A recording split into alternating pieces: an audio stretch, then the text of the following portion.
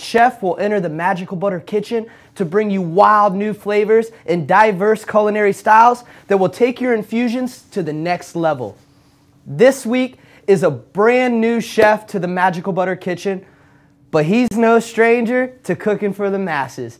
He's a graduate from the Culinary Institute of America in New York City. He's cooked around the globe, learning classical Italian cooking in the foothills of northern Italy. He's worked as kitchen manager of Del Posto in New York, a Michelin star holding restaurant and Italian fine dining establishment owned by Mario Batali. Frequented by VIPs. Currently, he's the culinary arts instructor for the New York Yankees.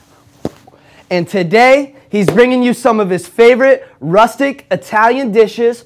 It brings me much honor and joy to welcome our chef today. Give it up, folks, for Chef Michael Scarpa! Woo! And I almost forgot, we couldn't be here without our production crew. So without further ado, I'm going to send it over to my man with the sound machine in his hand. What's up, Schatzberg? What you doing? What's up, everybody? Getting the old show ready here. Got a good one for you today, folks. Oh yeah. Chef from the Yankees. Here's Dalton. You take it over. What's up, Schatzberg? Yeah, Schatzberg's gonna handle some computer stuff for a second. We're here. We got a great show for you today. This is just the quick check-in from the soundboard. Let me know when you're ready to send this sucker off, Schatzberg, and we'll do it. Let's cue intro. Send it.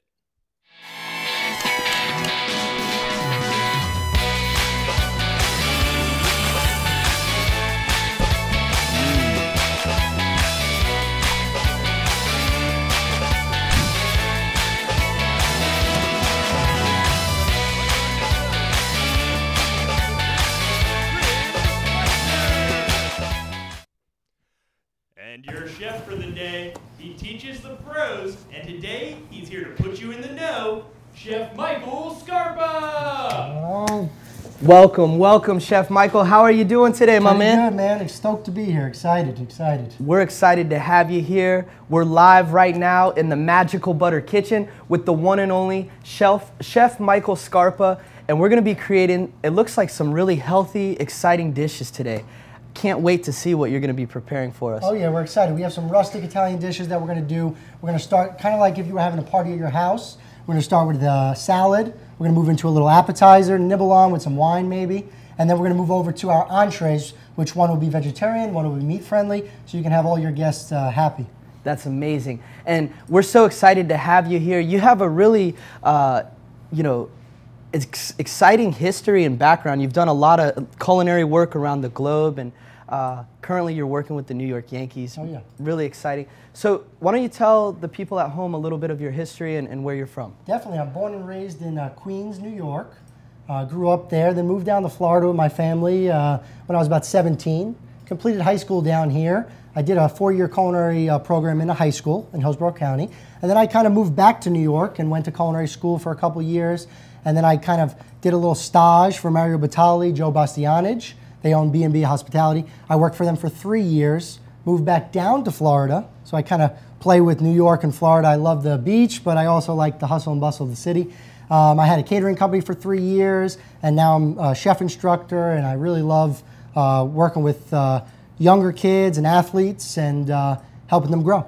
Teach them the importance of good nutrition. Exactly. Amazing, yep. Amazing. Well, we're excited to have you here. We got a lot of cool stuff we're going to be creating together. We also have another special guest in the house, the one and only Chef Renee Mercedes, our local gluten-free chef. She'll be doing some delicious recipes for us. This is the Magical Butter Show, guys. If you guys are watching at home, thank you so much for joining us. We're live right now, and as always, we're going to give you guys some exciting infused culinary content, but also a chance to win a Magical Butter machine. So go ahead and share this video right now for a chance to win a Magical Butter machine of your very own. If you're watching on Twitch, hit us with some of those bits and some of that love. We always love it. So, Chef Michael, we're in the house. I'm seeing some really delicious stuff. before us. Let's give the people at home an idea of what they can expect to see right now. Definitely. So we're going to do a salad to begin with. It's going to have beets in it. Kind of weird when you think about beets, you're thinking about a canned kind of sweet. Like red. Exactly, really red. But what we have here today is we have a big red beet, okay, but it's going to be fresh, so it's going to have a different texture than your canned beet. And then we have some golden beets, which will be yellow in color. Nice. Then we're going to have that with a citrus vinaigrette. We're going to do some mixed greens on there, and then we're going to do a goat cheese with herbs and almonds. Beautiful. So it's going to be different than a regular just boring salad that you might make for your family and friends or just for dinner. It'll be something that has a little more bite to it. You could add chicken to it. We're going to do a sliced red onion in there for a little bite, and it should be delicious. That's an exciting little different play on our traditional salads there. Yeah, definitely. After that, we're going to go into a crostini with some baguette. That's going to have some ricotta cheese on there, and that's going to have some roasted mushrooms. We're going to do heirloom tomatoes, salt, pepper. We're going to do a drizzle of the magical butter oil that we have here, and then we're going to do some herbs. We have basil, we have parsley, tarragon, thyme. So different types of herbs that we can use to kind of infuse some flavors in there. Beautiful. That sounds so good. So that's going to be 2 beautiful starters, and then I think you came with the heat today. We're going to be turning it up on some entrees together. Definitely, definitely. After we see Chef Renee, we're going to move into some entrees. So we're going to do a spaghetti alla genovese, which is going to be with a pesto sauce. We're going to do a little cream in there to make it rich, some garlic, some shallot. We're going to toss that together, serve it with some basil and some Parmesan cheese on top. That's vegetarian. Now, you could do that with shrimp, and we're going to talk about that. You could do it with chicken. You could do it with steak. I mean, really anything.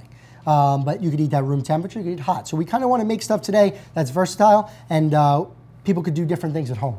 Awesome, awesome. After that, we have our meat lovers. If you're a meat lover out there, we're going to do some sausage and pepper ragu, or similar to a stew, with some tomatoes, peppers, onions, and garlic. We're going to do some Italian mild sausage, and then we're going to serve it over fingerling potatoes that are roasted. But again, if you want to do something different at home, you could do it on a pizza. You could do it in some bread and make a sandwich and do some mozzarella on top and bake it. So we're kind of leaving the door open for people. If they want to infuse it, if they want to do it differently, they can. Awesome. That sounds like a really hearty, versatile dish that can kind of be used for everyone. So oh, yeah. Good job. Well, we're excited to get started here. We're live right now in the Magical Butter Kitchen. We're welcoming Chef Michael Scarpa here, and he's going to show us some of his culinary styles. Without further ado, my man, let's do it. Let's get started, All right, bro. so we're going to start with the salad. It's important if you're at home and you're making the salad, the only thing that's really cooked on the salad is the beets. As you see, this beet is quite big, so it's going to take about an hour to cook. So the first thing we're going to do is we're going to season this up. We're going to create a little pouch, okay? The pouch is going to have some foil, and we're going to kind of set it up to have some olive oil on it. This is extra virgin olive oil, so we're just going to kind of rub the beet with some olive oil, okay?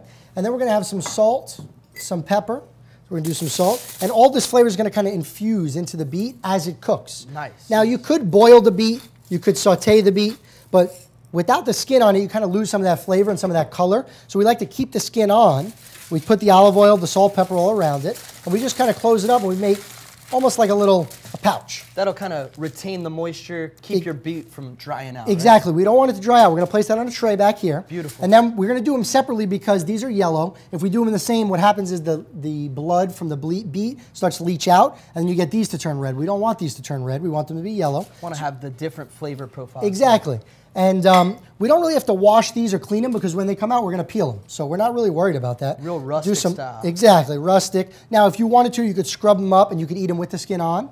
I prefer to peel them and eat them with the skin off just because you don't want any of that fibrous in your salad. Right. Some salt. This is flaky sea salt. And then we have some cracked black pepper here. And so again, just real simple ingredients. real simple. We're just going to bring out the natural flavor of the beet. Wrap We're it going up. to close it up.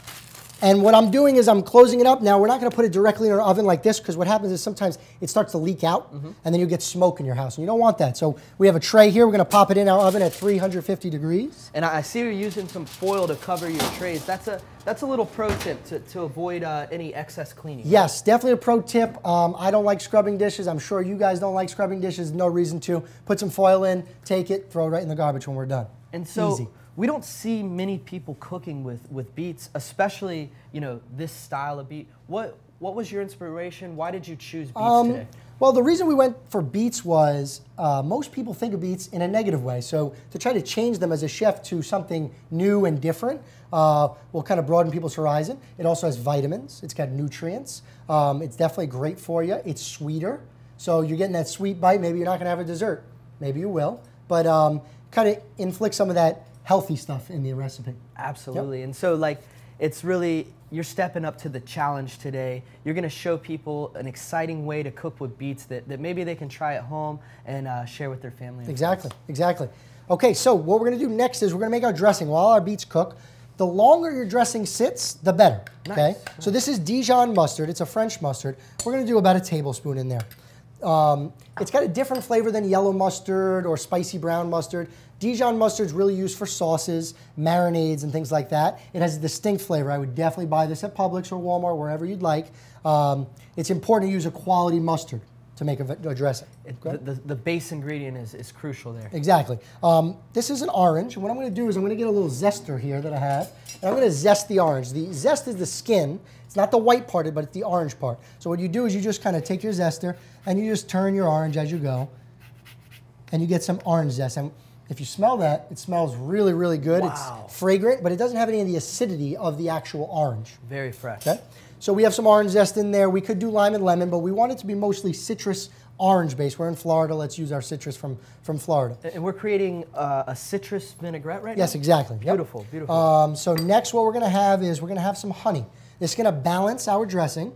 Okay? We're going to do about a tablespoon in there. We could always add more. Okay? You could put less first to taste it, but we could always add more. You don't want to overdo that sweetness, right? Exactly. Now what we have in here are kind of things that will help our dressing stick together. And that's what we're going to do here. We have the mustard, we have honey, okay? We're going to do a little garlic, and I got a little garlic press in here, pardon me.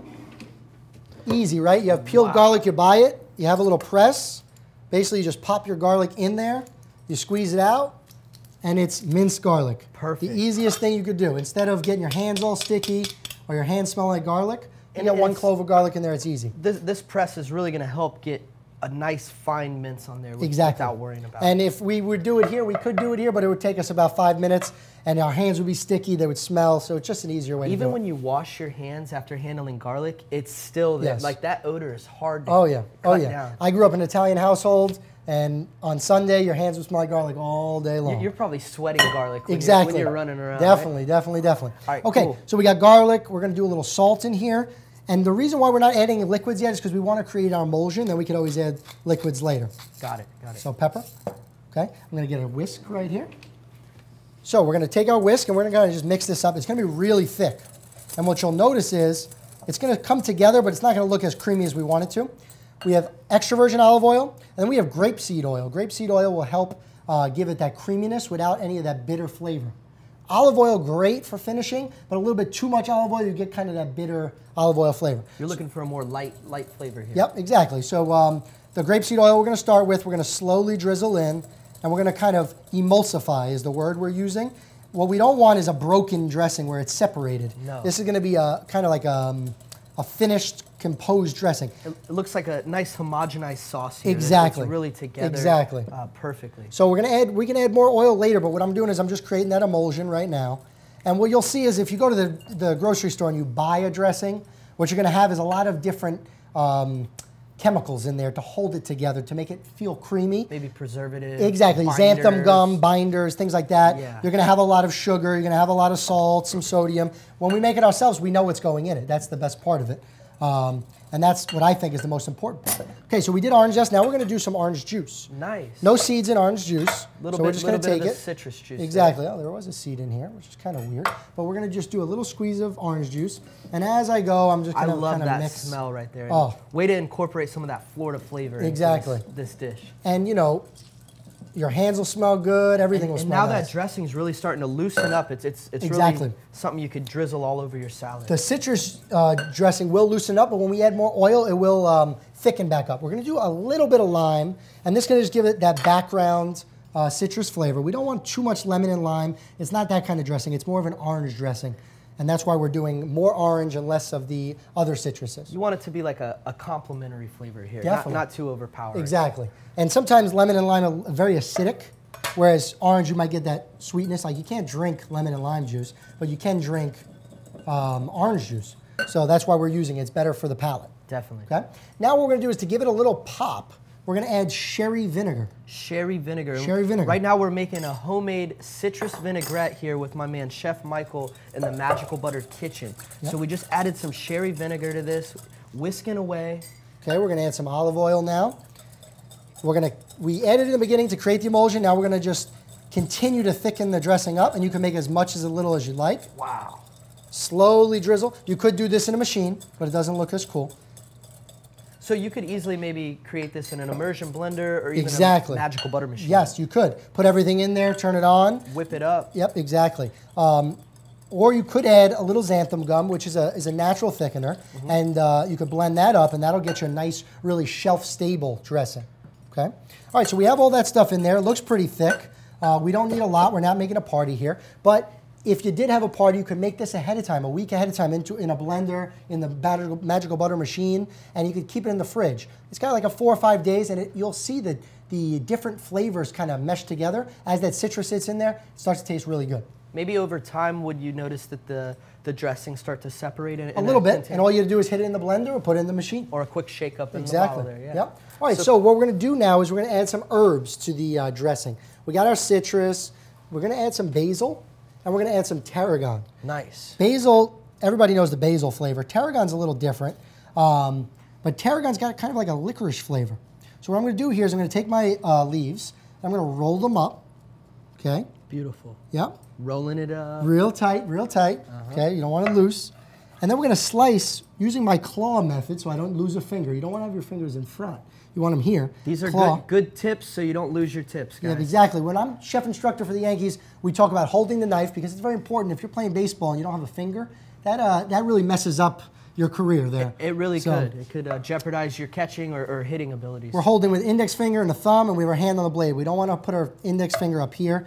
You want control of the knife. And we're going to slice real thin, and we're going to create a ribbon. And look how fast and nice you cut that with confidence, because you don't have your ligaments in the way, and you're just chopping away there. That cut's called a chiffonade. It's a ribbon cut, okay? Then we're going to do some tarragon. And tarragon, like I said, has a little licorice flavor. It smells a little different. You could use it in like chicken salads. You could use it in other salads. You could use it on like seafood.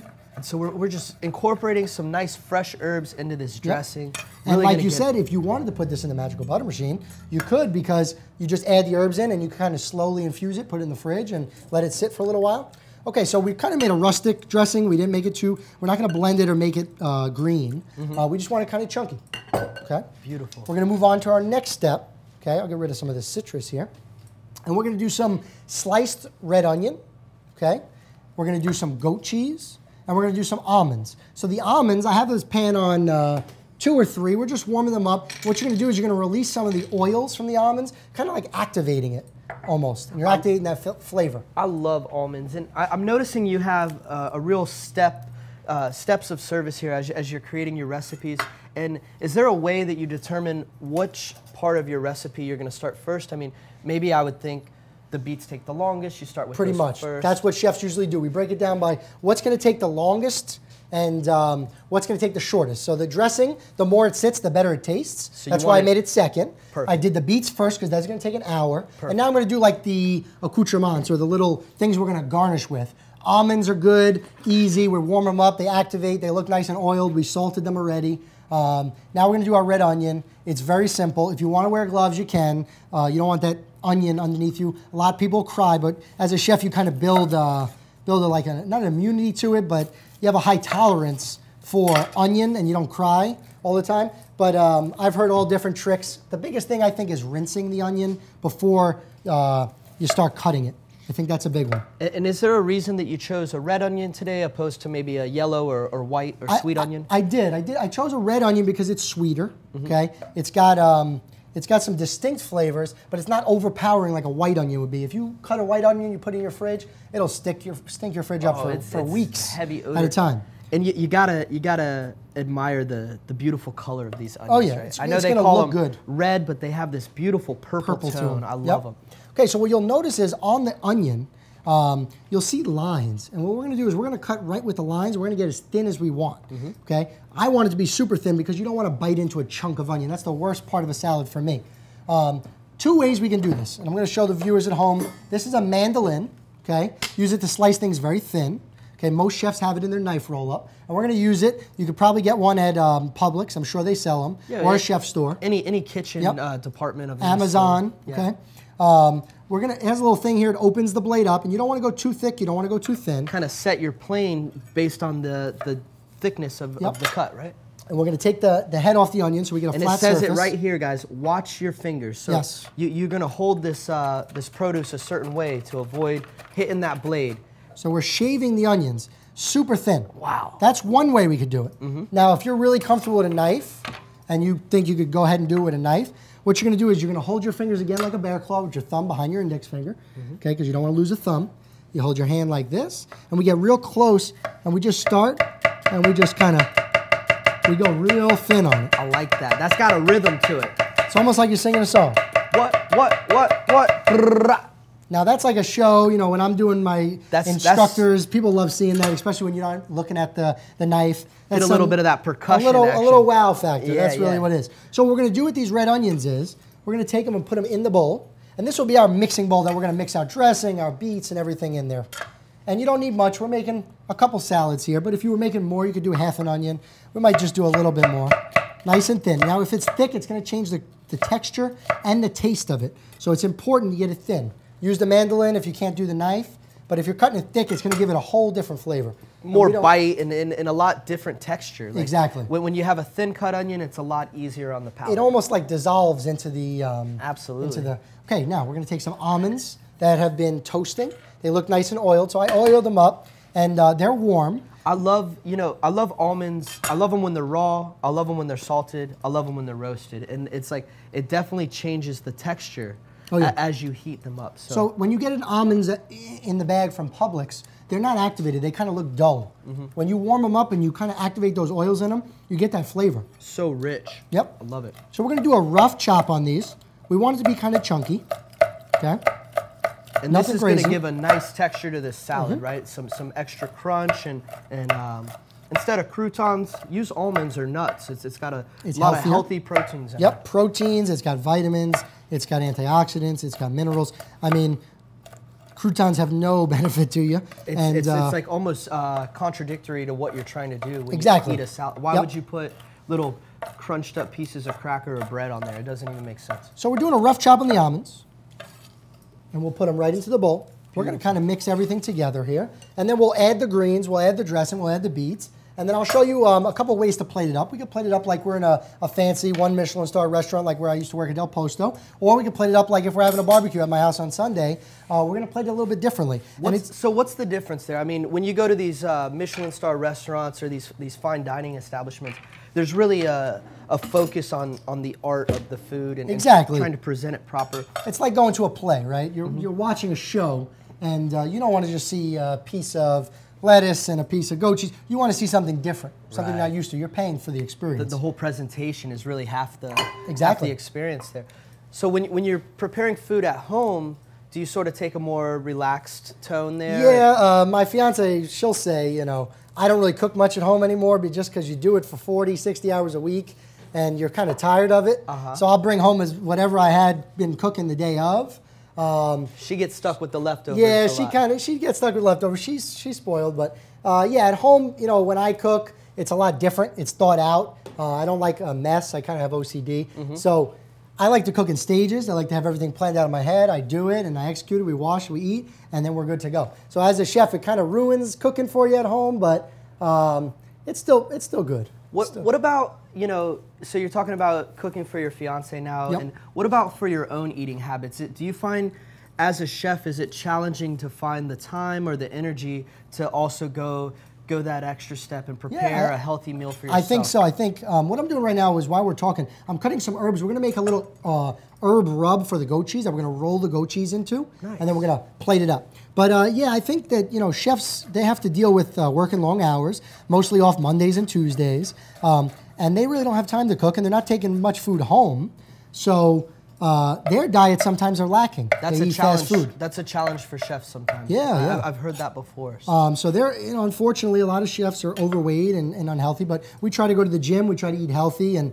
I try to live by what I teach. And what I teach is that the food that you're eating is the gasoline like you'd put in your car. And if you're eating at Burger King and McDonald's every single day, you'll feel that after a while. I mean, that sugar and that inflammation will hit you. It's going to bring you down. And that's why if you make your own dressing, that's a start, you know. Why buy something when you can make it? It'll take you 5 minutes. We just made that. It's going to taste delicious. It's going to be fresh. You're supporting, if you get it from a farmer's market, maybe a local farmer in your area, get some citrus, grab some stuff, and make whatever you have. So you talk about practicing what you teach there. You're teaching pro athletes how to eat healthy. Yes, exactly. So what we're doing is I'm working with nutritionists at the New York Yankees in their minor league facility, and we're teaching them how to incorporate healthier items into their diet. Most of these guys that I work with are from the Dominican Republic. Yankees have a university there, and they come here, and it's kind of like a shock to them because of all the fast food that's available. Because in some of their native lands, the food is a lot more hard to come by, right? You can only get select produce. You can't always get, everything is not readily available like we have that luxury here in the States. The luxury we have here is you can get anything, anytime, no matter what season.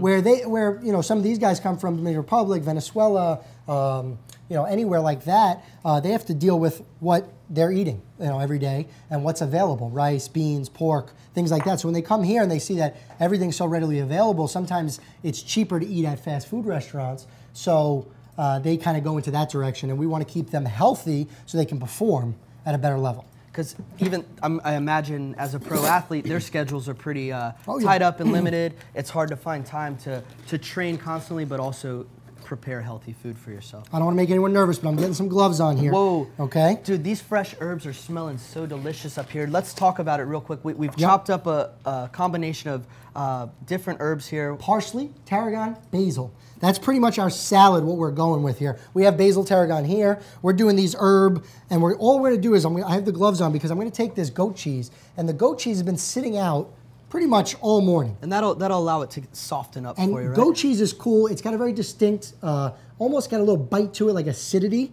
but it's creamy and it's delicious. Try it at home. I know a lot of people don't like to eat it. When I do private caterings for dinners and things like that, no one wants the goat cheese, but this salad that I've done here has been a hit, and I sneak the goat cheese in. They don't even know it, and they love it. It's in a lot of different Italian dishes you find. Exactly. I love it. I love it. And it could be mild as long as you mix it in the right thing. So what we're doing is we're taking a ball of goat cheese, and we're going to mix it around in our bowl. Nice. And what we're going to get is, we're going to get like this herb-crusted ball. Wow. What I'm going to do is I'm going to put it on this plate, and later I'll show you what we're going to actually do with it. And it's going to be a little different than you're used to. What a nice little tone there. And that's just making herbal goat cheese balls here right now. Now you could put these in the fridge and get them hard, but we want them to be soft because how our plating is going to go. Okay? And that'll really just blend right into your salad. Done with the gloves. Have our herbs to the side. We can always use those in the salad. Maybe we'll mix up the salad with that. Okay? So we have our goat cheese, we have our herbs, we have our dressing, we have our almonds. Next, what we're going to do is our citrus. Okay? So I have a whole orange here, and I'm going to show you an easy way to get the segments from the orange. Okay? And we're going to add that to our onions and our almonds. So I'm going to take one end off, and that's going to be our stand. Take the other end off as well because we don't need it. But you always want to make a fruit safe before you start cutting. Nice and stable. You don't want to cut on a round edge there. Exactly, because then what happens is you end up slicing your finger off and you're going to the emergency room. So what I'm going to do is I'm going to hold the orange in place, take my knife, just a chef's knife, and I'm going to slowly, kind of on an angle, work my way around the citrus to remove the pith. Wow. Okay? That white stuff is not going to taste good. It's going to be very bitter. That's the bitter part. That's why when you're zesting an orange, you don't want any of that white stuff. You don't want to dig too deep or cross-plane over. Yep, exactly. So we're going to remove that off of there. Beautiful. And just slicing, Look at this technique, guys. If you're trying to get the maximum benefit out of your fruit and peel it quickly, here's a pretty tight technique. You don't want to see much on here, but if we do have any, boom, we go right into our dressing. Why let it go to waste? We're not wasting anything. Some of that juice, some of that zest. That's just going to give it a little more flavor. Everything. Okay.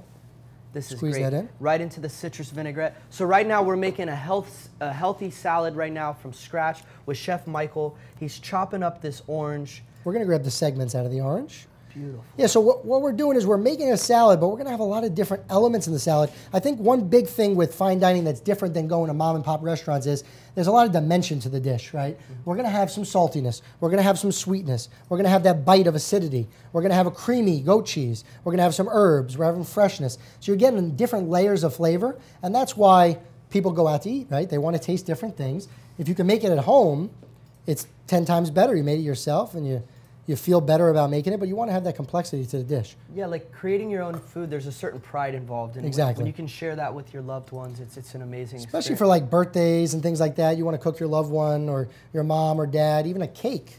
I mean, so when did you find that you really found a passion for food and cooking? well, I grew up in a very Italian family, and a lot of my cousins had pizzerias and markets in New York, so we'd always go and travel there, and I'd get to see it, and I always was intrigued by it.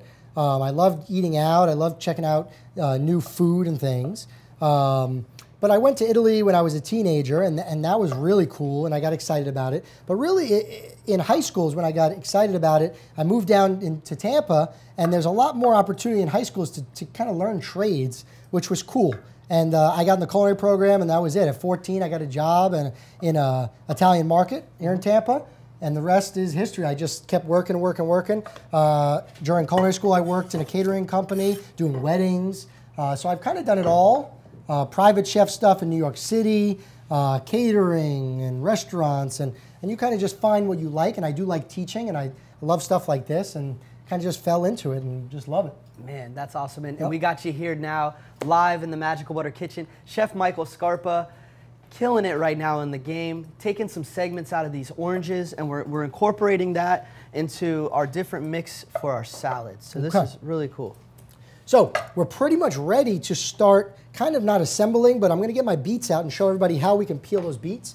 And obviously, if you've been watching since we started, we've only been talking here about 20 minutes, I think. So our beets are not going to be done. But we have the TV, so I do have some done beets. And so we prepared some beets ahead of time. Yes, in the same pouches that I showed you guys. And so how long would you need to cook these beets and at what temperature? So what you want to see is you want to see a fork go into the beet very easily without hesitance. Without picking it up. Exactly. So once that's done, that's pretty much when you're done. Now a time frame on the small guy is probably 20 minutes. Okay. And then the large beet is probably going to take an hour.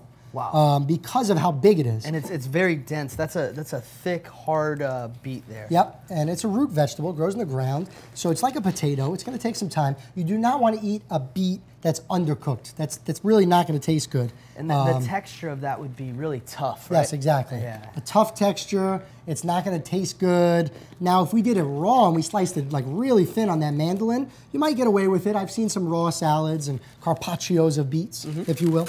Okay, the first thing we're going to do is, let's think about it, right? We have the purple one and we have the yellow one. We're going to do the yellow one first. That's important because you don't want the yellow ones to turn purple. You don't want to stain up the area with all the purpleness exactly. and get the yellow beet. So what we're going to do is we're going to take our gloves and really we're just going to peel the skin after you roast it right off. And you'll see that golden beet color kind of start to show. That's gorgeous. And really, I mean, it's simple. It reminds me a lot of like the color of a sweet potato. Oh yeah, similar. And it's going to be sweet. And you'll see that. So pretty much you're peeled. What I'm going to do is I'm going to take the end off, because that's kind of the black part that roasted. Right. And then I'm going to take the other end off, again making a clean surface. Put that over there. Do the other one. Just simply peel. It's very easy. Some people think beets are difficult to make. Literally just throw them in the oven. You don't even watch it. Once it's fork tender, you take it out. And you peel it with some gloves, or you can peel with your hands and then wash them afterwards. But no need to pull out any tools for this. It's a real effortless experience. And there's no dishes associated with it because we use foil. Perfect. And we use our cutting board. That's really it. So we'll take this off, both sides. Look at this, guys. We're peeling our beets. Those are the yellow beets that we roasted for about 20, 30 minutes there. And now we're going to see Chef Michael peel this purple beet. The purple beet's a lot more crispier because it's been in for an hour, right? So it's going to be a different texture, which is good because your salad's going to have some creaminess. It might have a little bite from this. And you want to try to get all that skin off because the skin, like I said, it's kind of a little gritty. It's got some fiber on there. Yeah, a little rough. You told us a little bit about these yellow beets. They're going to have a nice sweet profile. What's going on with these purple beets? Are they going to, what's the flavor? Can Similar, you tell us? Maybe a little bit more acidity to them. Is there any bitterness associated? No bitterness to beets. They're not going to be as sweet as your canned beets that you get at home because that actually has additional sugar there. They've added color and flavor. Yeah, to those, right? you know, and I'm going to change my gloves just because these are kind of getting gross. And for the yellow ones, I'm not going to use gloves, but the purple ones I will. So what we're going to do is we're going to make little squares of beet.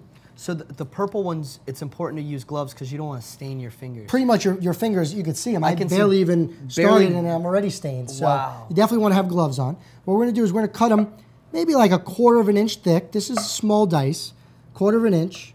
And then we go across and we do another 1/4 of an inch cut. And what we're doing is we're creating a uniform square. Almost like little cubes. Yep, little cubes. Cubes of beets here. And that's So as you go in, we're going to see them. They're going to be cubes, perfect cubes. Nice. Now, you could do it as rustic as you want. Just as a chef, we're always cognizant about how small we're cutting things, how big we're cutting things. We want everything to be pretty uniform. Geometry of exactly. the food here. Yep, and you know, rustic cooking, you cut it as little or as big as you want. It really doesn't matter as long as it tastes good, and that's kind of what I'm all about. I don't want to spend 20 minutes cutting beets, you know? Right, right. So because in the end of the day, I mean, once you start chomping on it, it's all going to the same place, it's all right? the same, right? Yeah. Exactly. So this is beautiful. Look at this. These have like a really nice inside too. So much color that you're adding to your plate. And this is just, I mean, this is a vegetarian salad, but when you taste it, it's going to taste like there's almost something in there that's that meaty flavor.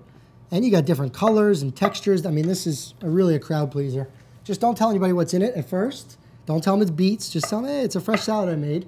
And then let them try it. And then they're like, what is that? And then all of a sudden they like it. This is amazing. Right now we got Chef Michael Scarpa in the house. We're live in the Magical Butter kitchen. We're creating a fresh rustic salad here. We started off real strong with roasting our beets in the oven. We've had those in there now. We're peeling our beets, chopping them up. Chef Michael created a beautiful citrus vinaigrette dressing using several different flavors. We got some chopped up almonds and red onions. And now we're about to see what you're gonna do with these red beets. Very important to put the gloves on so we're not going to stain our fingers. Yes, right? sir. Yes, sir. So what we're going to do is we're going to put the beets, the yellow beets, in a separate container because we don't want all that blood to get all over everything that we're doing here. So beets here, we're going to put in a separate container. We can always add those on top, and that'll be kind of our last step in making the salad.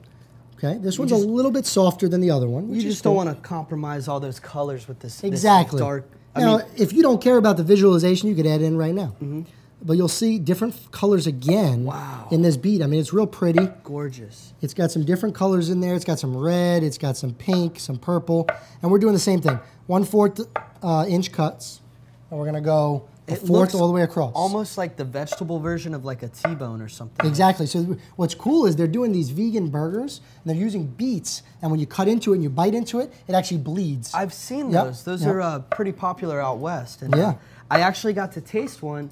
And you wouldn't even, if nobody told you that it wasn't a beef burger, you wouldn't know the difference. That's cool. These vegetable, plant-based burgers are amazing.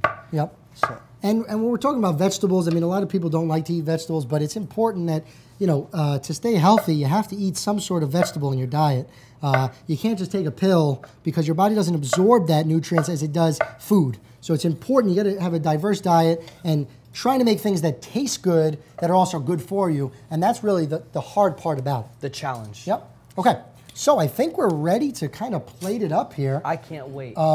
We have a citrus dressing. We haven't tasted that, so let me give it a mix, and we'll taste it. Make sure that it's got acidity, it's got some sweetness, got some spiciness, some saltiness. It tastes good. I think if it sat overnight, it would be better, but we don't have that luxury here. So we do a little more salt. The longer the dressing sets, it almost cures and becomes like a more profound flavor there. Yep. Beautiful. The better it'll be. Nice. Okay, so what we're going to do is I'm going to flip my board to give us a kind of a clean space. Actually, I'm just going to... I'll get you a fresh one. Okay, cool. So we can plate on something nice here. Perfect. I'm just going to put that one right on top. I'm going to put our plate over here. And what you see is I have my goat cheese balls that we rubbed with the herbs. And what I'm going to do is I'm going to take my spoon, I'm going to kind of indent the goat cheese a little bit, and then I'm going to spread it. Wow. Look at that, guys. That's art. I'm going to turn, spread the next. This could be for one or for two. And that's just one little extra step. That makes it kind of look cool, and that's our base now. We're starting with that. Okay. Build a nice foundation for your plate. We're going to mix our items here. What I'm going to do is I'm going to put a little bit of this dressing to kind of dress up our accoutrements, if you will. So we got some red onions, we got some citrus. All the yellow beets. You got the almonds that you roasted in there. Yep, I'm going to break up those onions. Fresh herbs. Yep, this is going to be good. Wow. So what I'm going to do is I'm going to put the beets, the red ones, on the bottom, just because they can bleed onto the goat cheese, no problem. And they'll be like a hidden surprise after I start building my salad, and you'll see. Because you guys got to understand, if you can't see this at home, these beets are so bright and vibrant. The juice would stain everything if you were to put those on top. So you want to, use those as a foundation. So now we go in with our other accoutrements, our orange, our almonds, our red onions, and our golden beets. And what are we calling this today, Chef? This is just a citrus beet salad with goat cheese. Beautiful. I think is the way to do it. And this could be a salad for one, or it could be served as an appetizer for exactly. 2 or 3. I'm going to grab our greens out of the fridge here. I wanted to keep the greens in the fridge for the majority of the time because they start to wilt, and we don't, it's hot in here and we don't want them to wilt. We're in Florida. So what I'm going to do is I'm going to take a little bit of our dressing. I'm just going to kind of dress our salad, not too much. Our fresh homemade citrus vinaigrette that we created. It's got some tone of orange juice. We've got some lemon, lime, fresh herbs, just gorgeous olive oil, grapeseed oil, just a fresh, healthy dressing. Now we want to give this some salt and pepper too. These are just mixed greens, organic mixed greens, baby greens, and they're really neutral in flavor. Now if you wanted to do like an arugula, then you got a little pepperiness. Then we're talking kind of more of that chef-driven salad. But this one is great because it's a crowd pleaser. It's not very specific to certain people. Could do watercress, which also got a little bite to it as well. There's some baby spinach in there. Baby spinach, yep. Perfect. Red lettuce. So I'm going to kind of take this and put it right over here. Nice. And there's not a lot of greens to the salad. It's not about the greens. It's more about kind of everything else in there and it all meshing together. Now this would be our restaurant style plate up, I think. This would be something you paid 15 bucks for at a nice restaurant. Nice dish. Now let's say you were having a barbecue and you wanted everybody coming over and you wanted to enjoy it. Maybe just a scoop and serve style, right? Exactly, kind of a scoop. We'll put everything on here. We'll put some goat cheese. We'll put everything right in the middle. We'll do, for like a guests, we'll just do this all in the middle here. And then we're going to put all of our stuff on top, so that way when everyone grabs, they get a little bit of this. So this is like the salad that maybe more people might be used to, with the lettuce and the greens as the base. Exactly. I'm going to place this one up here for everybody to see. That's the kind of get a little close up. Beautiful. Okay, that one's a little more dynamic. And this one we're going to put some beets on there, right on top, some red beets. Put those down first. Again, let the blood drip on the lettuce from the beets. And then, put this here so everybody could see it.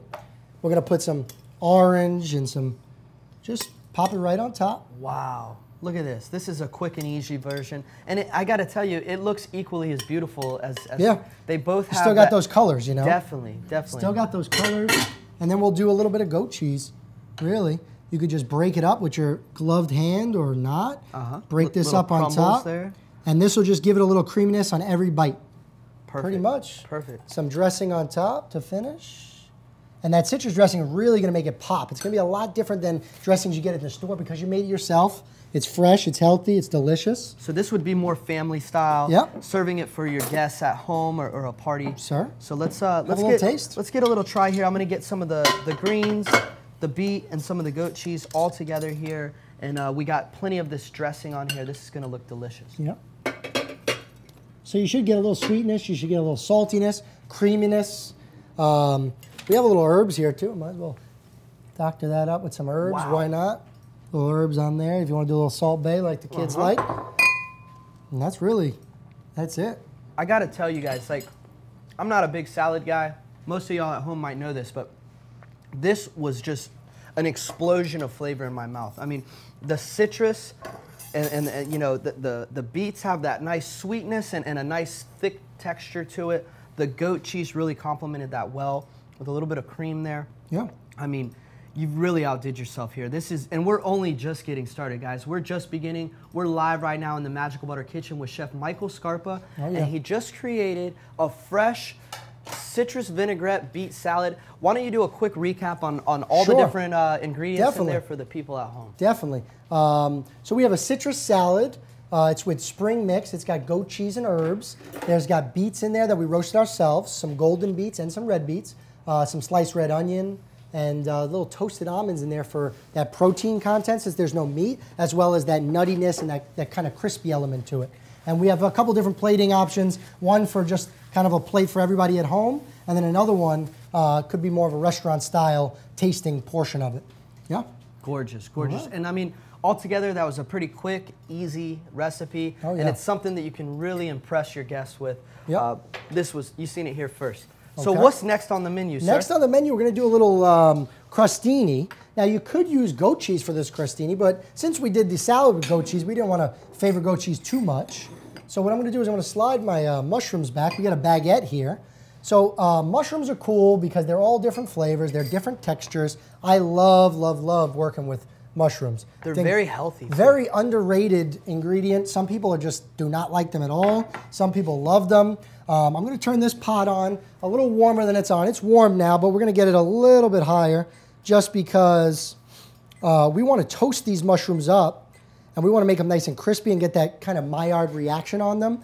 And Maillard reactions, it's a culinary term. It's not a caramelization because there's no sugar in them, but it's that browning due to in the pan with oil or butter. And that's going to really change not only the texture, but the flavor of these mushrooms. Oh, yeah. Bring out a lot of that robustness. And I was excited when I got to the Magical Butter Studios. I seen that you guys using some European butters. The Kerrygold butter is excellent for mushrooms. It's got a little saltiness to it. It's super creamy. And those cows, I don't know what diet they're on, but it's really good. So what's the difference? I mean, we here at Magical Butter, we always recommend people strive for the best ingredients, no matter if you're talking about herbs or butters and oils. But when it comes to butters, like Chef Michael said, we strive to use European grass-fed butter, and we found that these are much better. They're full of a lot higher, healthier fats than some of the butters you can find locally. Definitely. That's the way to go. It's got good flavor. It's made in an older style so that you got that the quality there, whereas some of the stuff you get in the supermarket that's cheap, you'll get, it's a little, not much flavor. It's kind of fattier, not in a good way though, more of like that processed fat. So if someone was at the store and they're you know, they have a dilemma. They're like, should I go for the cheaper butter or should I spend an extra $1 and get this high-end European butter? I think you would use this on certain things. Mm-hmm. Like we're toasting some bread for crostinis, we're going to use that. We're sauteing mushrooms, we're going to use it. We wouldn't put it on just anything. You know, you wouldn't make a soup with it. But it's something that will stand out a little bit more. Got it. All right, so we have 4 different mushrooms we're going to do. We're going to do crostinis. These could be used as an appetizer for a party, or if you're doing a little dinner date and you want to do some easy things. It's super easy, straightforward. We're making 4 types of mushrooms. We're doing a portobello mushroom, which is a mini portobello. We're doing a white button mushroom, which is kind of neutral. Shiitake mushroom, which is going to have a little spongy texture. And then we're doing a maitake, also known as hen of the woods. Wow. Okay, these are cool. They're grown hydroponically. And I got these from the farmer's market, San Juan's Farmer's Market in Tampa this morning. They have an array of mushrooms. They have oyster mushrooms, shiitake mushrooms, matsutake mushrooms. They have portobello mushrooms. So anything you could want, go there. It's great. And these are going to cook up differently. They're going to be nice and crispy. So what I will start with these because they're cooked the quickest. We're going to put and just kind of shred them apart. And what you're doing is they're like oyster mushrooms. They grow in kind of pouches together, unlike these mushrooms where they're all separately. You kind of peel them off, and these are going to get really crispy because of how small they are. And that's what we want. We want a like crispy texture for our crostini. Anybody can just saute some mushrooms and get them all steamed up and kind of soft. Right. We want it to be more crispy. Got it. Yeah, because I notice sometimes when people cook mushrooms, they can have a mushy or soft texture. So you're looking to kind of highlight. We're looking to definitely get a crispy texture. So here what we're doing is we're preheating our oil, and we're cooking on induction. But you were at home and you had a gas or electric. Wait for your stuff to start bubbling and get hot. That's what we're looking for. What's your preference on cooking surfaces? Do you prefer? I like to cook on gas. All chefs will probably tell you they like gas. Gas. Now, a lot of the fine dine Michelin places in New York are actually switching over to induction just because you have a quicker temperature like to get hot, and you also have a cool down that's quick, and the kitchen stays cooler, which is nice. Do you feel that maybe this might be a safer alternative to open flame or gas? Definitely.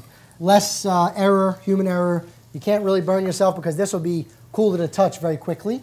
Whereas if you were using gas, that thing might be burning hot for an hour or two. And there's a reoccurring gas. I guess you're paying electric, but the gas bill is always there too. Yes, exactly. Yep. All right, cool. So we got our, what kind of mushrooms were these again? Those were maitake, also known as hen of the woods. John Jacobs in the house, just rolled off the couch. How you doing, my man? Been sleeping here for 3 months straight. Never left. All right, so we just added some fresh salt, a little bit of black pepper. And all we're doing is we're going to toast this. We're not cooking it all the way because what I'm going to do is I'm going to finish it in the oven. Okay. And what we want to do is we don't want to touch it. The first thing people want to do, especially not professional chefs, they want to start touching and moving and mixing around all the mushrooms. You want them to get brown, so don't touch them. Even if they get a little over brown, that's good because that flavor is going to be really awesome. That's that crispiness that you're looking for. Exactly. Right? So I put a little olive oil in just to help our butter coat all the mushrooms. And what I'm going to do is now, while we're waiting for those to kind of get brown, and I'm going to watch them because it's my first time cooking on this type of induction. They're all different. I'm going to watch them. I don't want it to burn, obviously, but I do want to get it nice and brown. And we're going to see how it's starting to turn brown already in there. That's a Maillard reaction. And we want that on our mushrooms. It's going to give it that meaty flavor. Beautiful. I'm going to start by chopping up these mushrooms, and we're going to cook these all together. These I want to cook separately because they're smaller. We're going to cut these in little squares, kind of like I did the beet salad. And we're removing the stem, I see. Yes, not all of it, but the end. The majority. Okay. And what's big for me is, as a chef, I don't clean my mushrooms. I don't wash them. I just wipe them off. Little dirt, never hurt anybody. If you wash them, what's going to happen is they're like a sponge. Okay. They absorb the water. Oh. And you're going to get a really kind of canned mushroom texture. If you ever had a canned mushroom from a pizzeria, it's kind of gross. It's artificial almost. It's spongy. It's really gross and spongy. Not fresh. And you know, that's interesting you said a little dirt doesn't hurt because I've seen some documentaries, shamans traveling through the woods with different people, finding wild mushrooms, and you know, it's our first reaction to try to maybe brush some of the dirt off or remove some of the roots. The shamans tell you no, eat the mushroom with the dirt on it. There's something special about that soil. So, all right, cool. So we got these things getting nice and brown and crispy. We're chopping up our little mini portobellos here. Yep. We're just going to go maybe 3 across and then a couple across. Is that on there? Is it back on?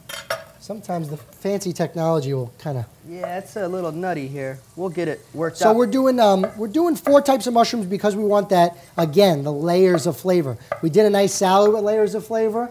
We want to do the same thing for our crostinis. If we just got white mushrooms from, let's say, Publix or Walmart, you're going to get a one-dimensional flavor. And it's not bad, but it doesn't brown up as good as those will.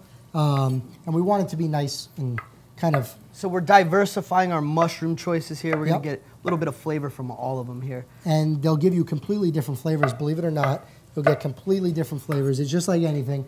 Different strands of certain things will give you different varieties, different flavors, different outcomes, if you will. Absolutely. So, shiitake mushrooms are next. Those are kind of a little more spongy, if you will. They look light and fluffy. Yes, exactly. They're not going to crisp up as we like, but that'll give us our smooth and kind of creamy texture. Those will give us our really crispy texture, and these will be somewhere in the middle. So then when you bite into it, now you're getting all those different textures again. Okay, so these look good. They browned up pretty nice, and we're going to transfer them to our foiled sheet tray, and you'll see they're nice and brown on there. Beautiful. Put this back on. I'm going to turn this back up to 7 or 8. I'm going to spread these out. They are nice and buttery. You could pat them dry if you didn't want all that extra grease, but I like that butter flavor, and once we get them on the mushroom, you won't taste any of that kind of fatty, almost oily texture. I'm going to do one more shiitake here. We're going to wait for that to warm back up, and then we're going to add some butter, and we're going to do the exact same thing again. Salt, pepper, and we're going to brown those mushrooms up. And since these mushrooms have diverse textures here, we cook these ones first to get a nice crispiness. Yep. What are we shooting for with these shrooms? We're going to try to get them as brown as possible again. Our butter helps us get brown because all those kind of milk solids are starting to brown up in there. Right. Oil will also do it, but this will give a good flavor. And why not, right? Why not? I love it. So right now we're live in the Magical Butter kitchen, hanging out, guys. This is the Magical Butter Show.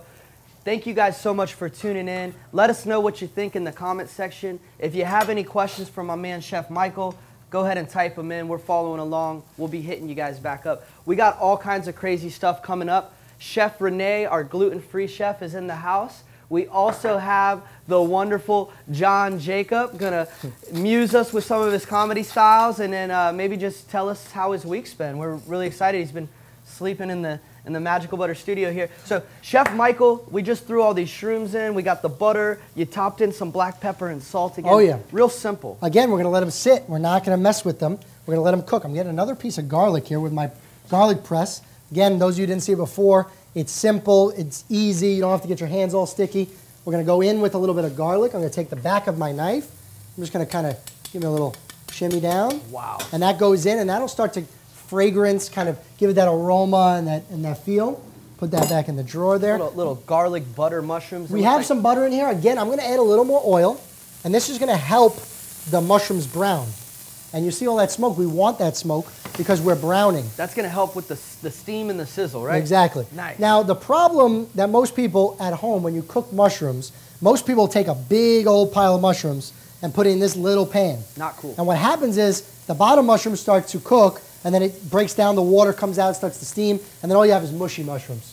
And no one really likes a mushy texture, so we want to stay away from that. So you're looking to maybe use a more broad pan with less volume, yes, right? exactly. Less volume, more size, and that'll just give you a better end result, in my opinion.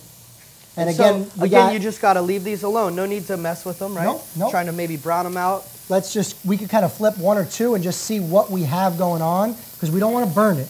We want them browning, but we don't want them burnt. I got to tell you, bro, I've never smelled mushrooms have such a nice aroma. This is really smelling good up here. Now, what's a cool thing about mushrooms is they'll take on any flavor. So over here, I got some thyme, some herbs.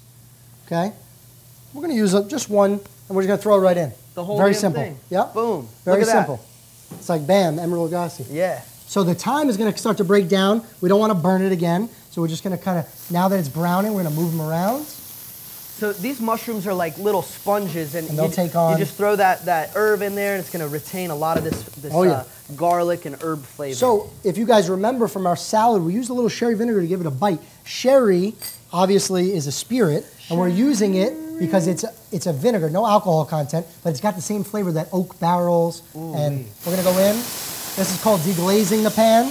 Get all that. Yep. Sherry baby.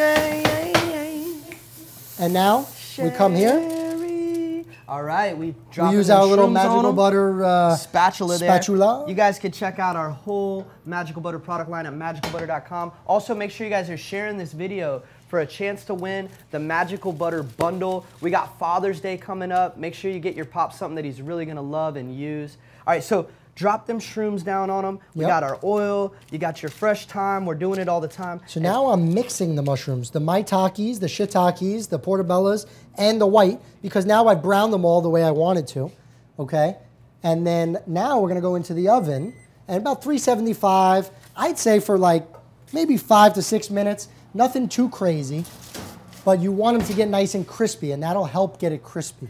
Nice. Is really what we're doing. Crispy, y'all. We're making crostinis with my man, Chef Michael, live in the Magical Butter kitchen. We're so happy to have you here. And I got to tell you, bro, you're making this stuff look really easy for the people at home. I think that these recipes are easy, but it looks like you did so much work, but really you didn't. And this could all be made ahead of time.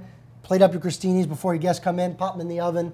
Boom, you got dinner, and your guests are happy. Maybe even prepare a nice meal for your father this Father's Day. Father's Day's coming up. He'd be like, wow, I've created the best kid ever. He's making me gourmet food. He really loves me. All right, so we got some bread here. What kind of bread are we using? This is a baguette. Okay, a French baguette. Baguette with diamonds. The reason we're using it is kind of for its length, and it's kind of short. And I'm going to show you what we're going to do. We're going to kind of make these toast points, if you will. A shout out to my boy Don. He loves toast points, and he worked at 11 Madison Park in New York, and he'd come over and we would just do crostinis all day long, all day. I tell you what, when you're eating some nice mussels, you gotta have some toast points. Yeah, you got it, you got it. These things are crucial. Okay, so we're using our oil here, extra virgin olive oil. We're gonna go on it. Little drizzle, drizzle. Drizzle, drizzle. We got our bread. We're gonna kind of just mix it around and get it all toasted up like that. Get tossed in with it. And you can make as many as you'd like, but we're probably going to make, I'd say a portion's about 3, so we'll go maybe 4, so we'll go 8. Beautiful. Do 8 of these guys. And what I'm going to show you is we're going to take, and we're going to take our garlic, And after we get a little olive oil on each side, you can kind of rub your garlic on there to just give it that little without flavor. the full on. Yeah, right? we don't want to chop up some garlic and put it on here because then it's going to be like raw garlic on there. And we really don't want that. We want some flavor from the garlic, but we do not want like a raw garlic flavor. That's the worst flavor. You guys, look at this at home. Look how strong and powerful garlic is. You can just simply rub a little clove on there and get some of that essence and flavor right into your bread. Now, if you did use the machine, the Magical Butter machine, you could place the garlic in there. You can infuse the garlic into your oil. So then, boom, you're using garlic infused oil already.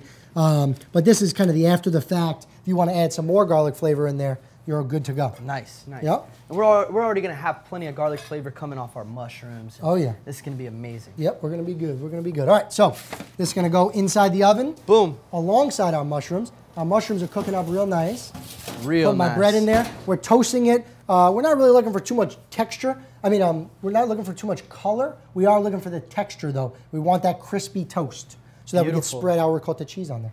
Okay, next we're going to do our heirloom tomatoes. And what I'm going to do is I'm just going to keep these how they are now. I'm going to use a non-stick pan for this. So I'm going to slide this one off. I'm going to turn this guy on. Right over here. There we go. Go up to about 7 or 8 maybe. Let's see what we got. So we're going to cook those heirloom tomatoes basically with some salt, some pepper, some herbs. Again, to kind of follow in that kind of salad we were making, and also for the mushrooms. Heirloom tomatoes, got these at the farmer's market. Sanwas, again, a shout out. This morning we went about 7:30, picked these up. These are a product of Pompano, Florida. That's why I bought them. We always want to shop local if we can. And we're not looking to cook these all the way and make them like tomato sauce, but we're looking to cook them and make them a little bit soft. Like a nice little... Yep. Little texture there, Exactly. bring out some of these flavors. I see so many different colors here. You got a diverse blend of tomatoes. Just like we did on the salad, right? We got Yeah. orange, we got purple, we got white. We're doing the same thing with our crostinis. You don't want to just have mushrooms on there and some cheese. You want to give it a little bit more oomph, if you will. So, I mean, right now, based on your ingredients, we're making these crostinis, but these are almost like a healthier little play on a supreme pizza or something. Yeah, really. I mean, this is like a cheap way to make a pizza at home, really. You have some old bread, you toast it up, add some cheese, add some tomatoes, add some mushrooms. Boom. I mean, you could put anything on these guys. You're doing it and up. it's almost like a mini pizza. Yeah, you So- could add peppers and Yep. onions, all kinds of stuff. And we have some peppers and onions that we're going to be using later for our sausage and pepper stew. So, but yeah, definitely. I mean, anything you could think of can go on here. I'm cutting them a little small just because we're going to cook them quickly. If you wanted, you could take these in a bowl, salt, pepper, olive oil, some herbs, pop it in the oven, and just kind of let them cook down, and then they'll be soft. But we're going to cook them a little quicker, a little more rapid on our induction burner here. Perfect. Yep. Perfect. So heirloom tomatoes are cut. We're going to do some olive oil here. We're not using butter on the tomatoes because these are more delicate. We don't want to have too much butter flavor. Use them on the mushrooms. And then now tomatoes, we go olive oil. Want to bring out some of this brightness here. This is... I'm going to get this really hot. What I want to see is I want to see the olive oil almost smoke. Then I add my tomatoes. You get that char. And then you kind of lower it down, let it cook a little bit. And then we're good. You get a little almost blackening on that skin there. Oh, yeah. Right? Exactly. That's what we want. We want that kind of the char. Nice. And I really love cooking with char. A lot of people, some people don't like it. But for me, I like it. I think it develops more flavor. I agree with you. I mean, sometimes you get even like a crostini a little over toasted or Yep. some barbecue that's charred. Yep. Let's check that. A little bit of that brown or blackening is delicious. Mushrooms looking real good. Crostinis, I mean, they've been in there probably 2 minutes, 3 minutes. So what's the total time? We're going to have the crostinis toasting for what? How 5 minutes, I'd say. Quick, real Yep, quick. quick. And how long would you want to... The mushrooms? Yeah, the shrooms. Probably less. I'm going to pull them out in about a minute or two, and they'll look good. And I'll show the camera what they look like. They're going to look nice and dark. We don't want to bubbling. We don't want to overcook these shrooms. No. Right? What would happen? Well, if the oven was really hot, it would start to get like chips, almost dehydrated. If the oven was maybe at 300 degrees, you'd get mushy mushrooms. So we want to be somewhere in the middle there. The art of cooking shrooms, y'all. So if you guys can see this, we're starting to smoke here. Yeah. So we're going to add some tomatoes in Nice here. and hot, right into our pan. Listen to that sizzle, guys. It's crucial to let your oil heat up in your pan, get that nice heat, so we can get that char developed that Chef Michael's teaching us of. Now I'm not going to do garlic with the tomatoes just because we've done garlic in the mushrooms. You don't want to be crazy. redundant there. Salt, salt and pepper will be on everything I make. and some black pepper. And then we're just going to let those cook down really quick. We're going to let them char and then shut them off. We could even have them a little bit almost raw, but warm, if you will. Got it, got it. Okay, let's check on those mushrooms now. Perfect. Let's see what we got going. We got these, a variety of mushrooms right here, mini portobellas, white shrooms, some shiitake, and also we have these, what were these ones here again? The maitakes. That's the shiitake. We used all of our maitakes. Oh, that's right. Also known as head of the woods. Head of the woods. Yep. So we've got a crispy blend here. We started out sauteing these in butter with a little bit of salt and pepper, some delicious fresh thyme, and then finished those off in the oven. Now Chef Michael's got these tomatoes finishing off in the pan. Oh yeah. So we kind of just give them a little saute, and then we got some char on some of them. I'm gonna shut them off because we don't really want it to be mushy. Not trying to make a sauce here, guys. Now, if you have your oven on broil, you gotta watch the bread. If you have it on bake, you got a couple more minutes to play with here. Got it. If you have it on broil, you shouldn't leave it because you'll burn it. The broil's where it's heating from the top. And exactly. You'll really crisp it up quick on that. Exactly. Okay, so this is ricotta cheese. Ricotta cheese. I like how you say that. Ricotta. Nice. Not ricotta. Here in Florida, people say ricotta, but you know, we're not gonna point fingers at anybody. I'm not gonna beat that word up too much. This is made from actually the leftover curds of making other cheeses. That's how it was made originally. And it's easy to make, really. If you had milk at home and you had lemon and vinegar and some salt, all you do is bring the milk up to a simmer, add your vinegar, your lemon, your salt, and you'll start to see your curds break away from your milk, and you strain it through a cheese strainer, and then boom, you have ricotta. And that's how you can make ricotta cheese from at scratch? Home, yep. Wow. How long would it take for you to whip up some ricotta from scratch? Maybe 20 minutes. What? Yeah, it'd be easy. And is the flavor, do you find that the flavor Oh yes, is at home, everything's gonna taste better when you make it at home. It's gonna be fresher, it's gonna have a better texture. This is a store-bought ricotta, so it's a little more creamy, less texture on it. This can be, when you make it, it's gonna be a little more chunky because you're gonna do it yourself. And when you're working in these Michelin restaurants or doing some high-end cuisine, do you find that you prefer to make it from scratch at that point? Yes, most of the time everything's made from scratch, and that's why you're paying so much money when you're going to these fine dining restaurants. They're making everything: dressings, cheeses. They're breaking down whole animals and cutting them up and making sure that you guys are having the best meal you can get. A lot of these places have their own private gardens that they source all their and that's fresh a big produce thing now from. too. Yeah. Yep. So wow, so we've added some salt, some pepper, some olive oil right into this ricotta cheese. I'm gonna go tomatoes right on here. Boom. So we have tomatoes, we have mushrooms. Everybody can see them. Fresh and healthy. Okay. Tomatoes, mushrooms. We're making our ricotta dip. What we're gonna do is we're gonna make an herbed ricotta. So again, those herbs we used before, I'm just gonna go right in: basil, parsley, tarragon. The tarragon's gonna give a little different flavor, but I think it's okay. Yeah. And we're gonna take some lemon, and we're gonna go into the ricotta cheese with some lemon. Beautiful. Zests only, no juice. We don't want the bite. None. Just a hint of that. And again, zest.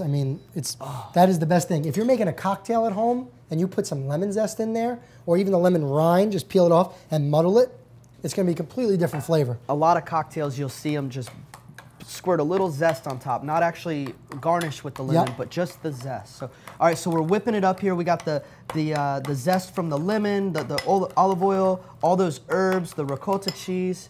Look how easy and fluffy this is. Okay, our toast points are ready. I'm gonna pull these guys out. Perfect. And this is gonna make for a nice smear on our crostinis here. Okay, crostinis are here.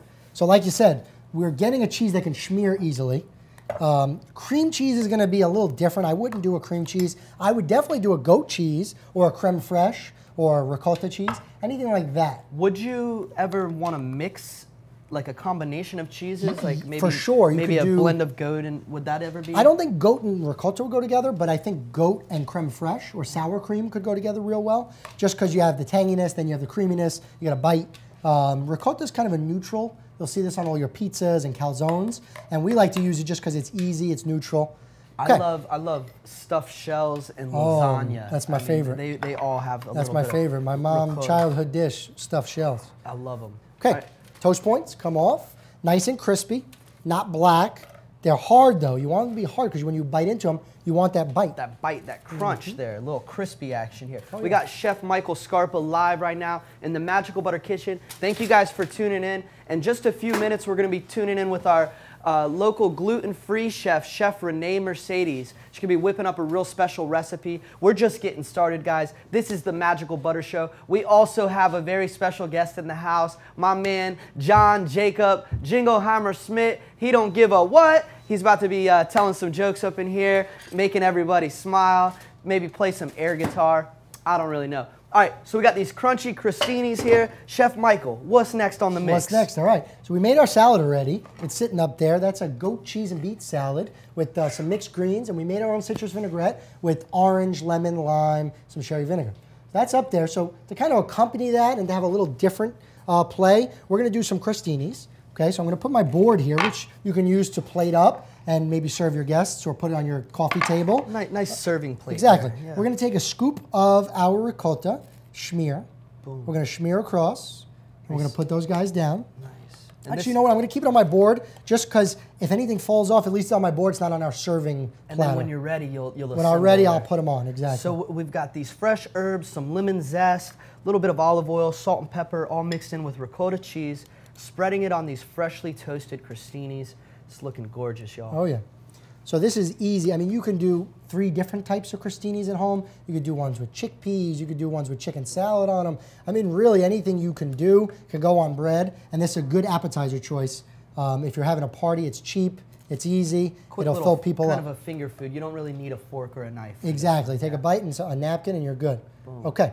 So we got our cheese on there. Perfect. And we're spreading, we're spreading, we're spreading. Okay. We're going to wipe our hands off before we move to the next step. I'm going to grab a spoon. I'm going to plate up our mushrooms. Okay, we got one here. We're going to plate up our, actually, you know what? We're going to go a couple tomatoes first. So maybe 2 tomatoes. And then we're going to go mushrooms on top. Nice. And the food I chose today lends itself really well to infusions because you can infuse any of the oil we've used today with basil, with thyme, with anything you're thinking of, and it'll just help the flavor, to enhance the flavor of the dish. And that's kind of why I chose it. You could put it in the ricotta if you wanted. We got some mushrooms there. So, I mean, pretty much everything you see here has been finished with olive oil. Olive oil. And that olive oil could easily be infused with any herb of your liking. You could use basil, tarragon, parsley, cilantro, so many different blends of herbs here. So right now we're topping with these roasted tomatoes. We got the crostinis. A variety of mushrooms. These are the after they roast up. That's the hen of the woods mushrooms. Our little squares are going to be all our portobellos and other things. But you'll notice they're really nice and brown.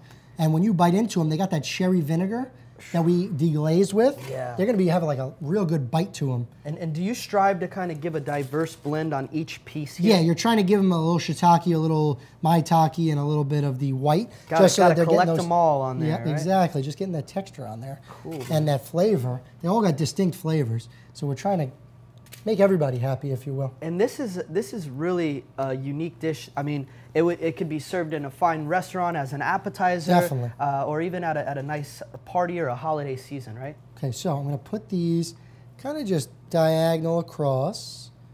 And we're just going to go like that. Loving this. So this could be a party platter. It could be dinner for your dad or your girl or your husband. Wow. And it could be infused with anything you like. Beautiful here. So what I'm going to do is I'm going to do another chiffonade basil to go on top. And then we're going to grate some grana padano cheese. A little different than what you're used to. It's similar to Parmesan. It's a little more neutral in flavor. They use a skim milk rather than a whole milk for this grana padano cheese. So it's a little more mild in flavor. I have a little cowbell here. Nice. And we're going to go right on top. Just grate some of that cheese. Maybe we'll go a little smaller on it. There we go. And we're going to use this cheese as well for our sausage and peppers for our entrees that are going to be coming up. Wow. Some cheese there. That's going to have a little sharp bite to that. This is the best memory of my childhood. My grandfather used to always have fresh cheese for dinner, walk around the table, and give you a fresh grated cheese on there. And Nothing it's really like it. nothing like it. Nothing like it. Okay, let's do a little more basil, and then we are done, and we can taste it up. I have some on the board that we could probably taste. Cool. And we can leave these plated up front. Again, you take your leaves, okay, for a chiffonade cut. This gives you some ribbons, and you roll it up as tight as you can, almost like you're, rolling something you wanted to smoke. And then we slice it up real nice. Perfect.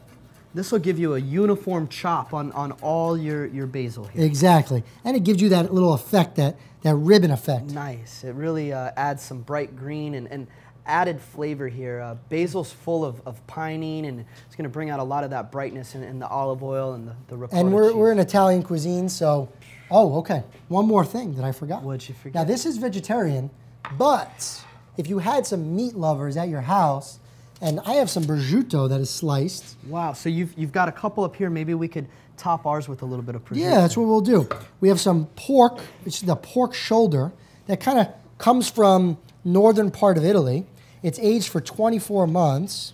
Way fancier than bacon, y'all. Yeah, this is like $24 a pound for prosciutto, but there's nothing like it. And if your crostini's hot, what will happen is the prosciutto will start to melt over top, and you'll get that flavor, that smell. And prosciutto is not smoked, it's cured. So bacon's smoked, you'll get that smoky kind of, almost like you're at a smokehouse, barbecue kind of flavor. Whereas this one, you're just gonna get that salty bite.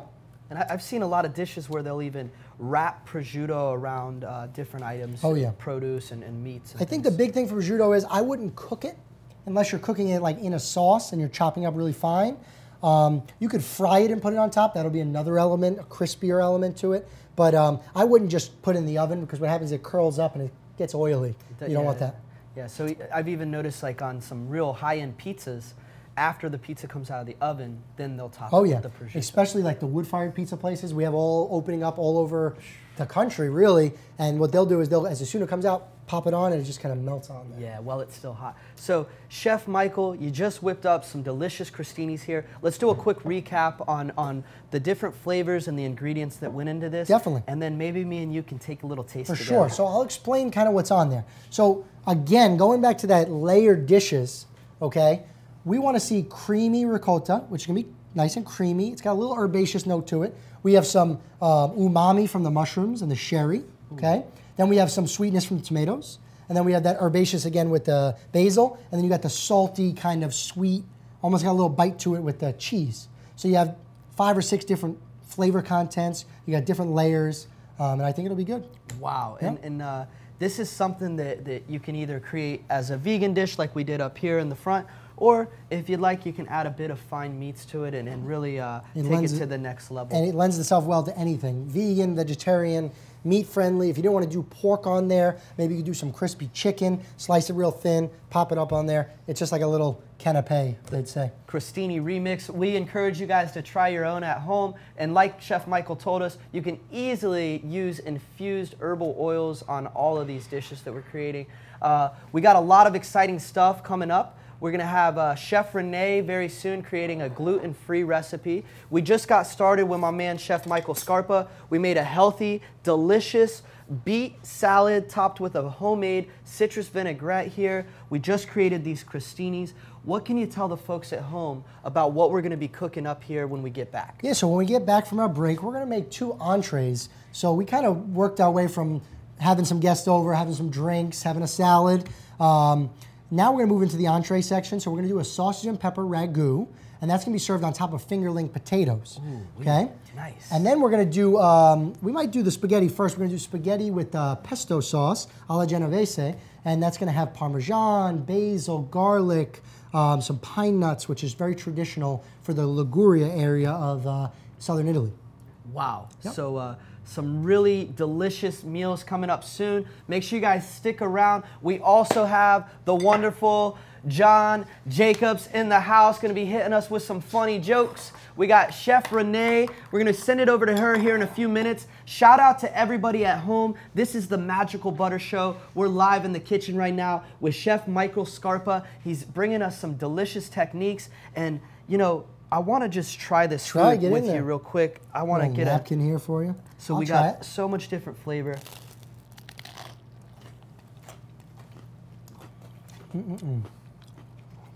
Wow. And that is so good. I mean, it's like a pizza. It is like a pizza, but it's better. Yep. It really is better than a pizza. So. It's got that creaminess from the ricotta. I love pizza too. Oh yeah. So this is like an easier way to make pizza. The crostini really has So much texture. You've really highlighted a lot of it here. We've got 4 different shrooms, several different heirloom tomatoes, fresh herbs, olive oil. Man, that was delicious. Shout out to everybody at home. Make sure you guys check us out. We're live on Instagram right now, live on Twitch, Facebook, YouTube, MagicalButter.com. It's the Magical Butter Show. We're live. Without further ado, make sure you guys stick around. We're going to be coming back to you live in the kitchen.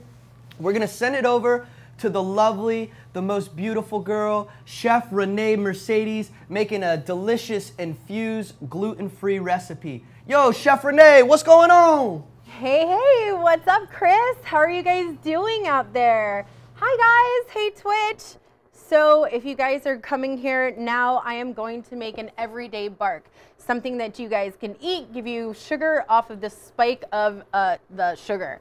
Okay, so for those of you out there, I am using Magical Butter chocolate, which I adore, I love, and it comes in dark chocolate, white, and milk chocolate. You guys can find that at MagicalButter.com.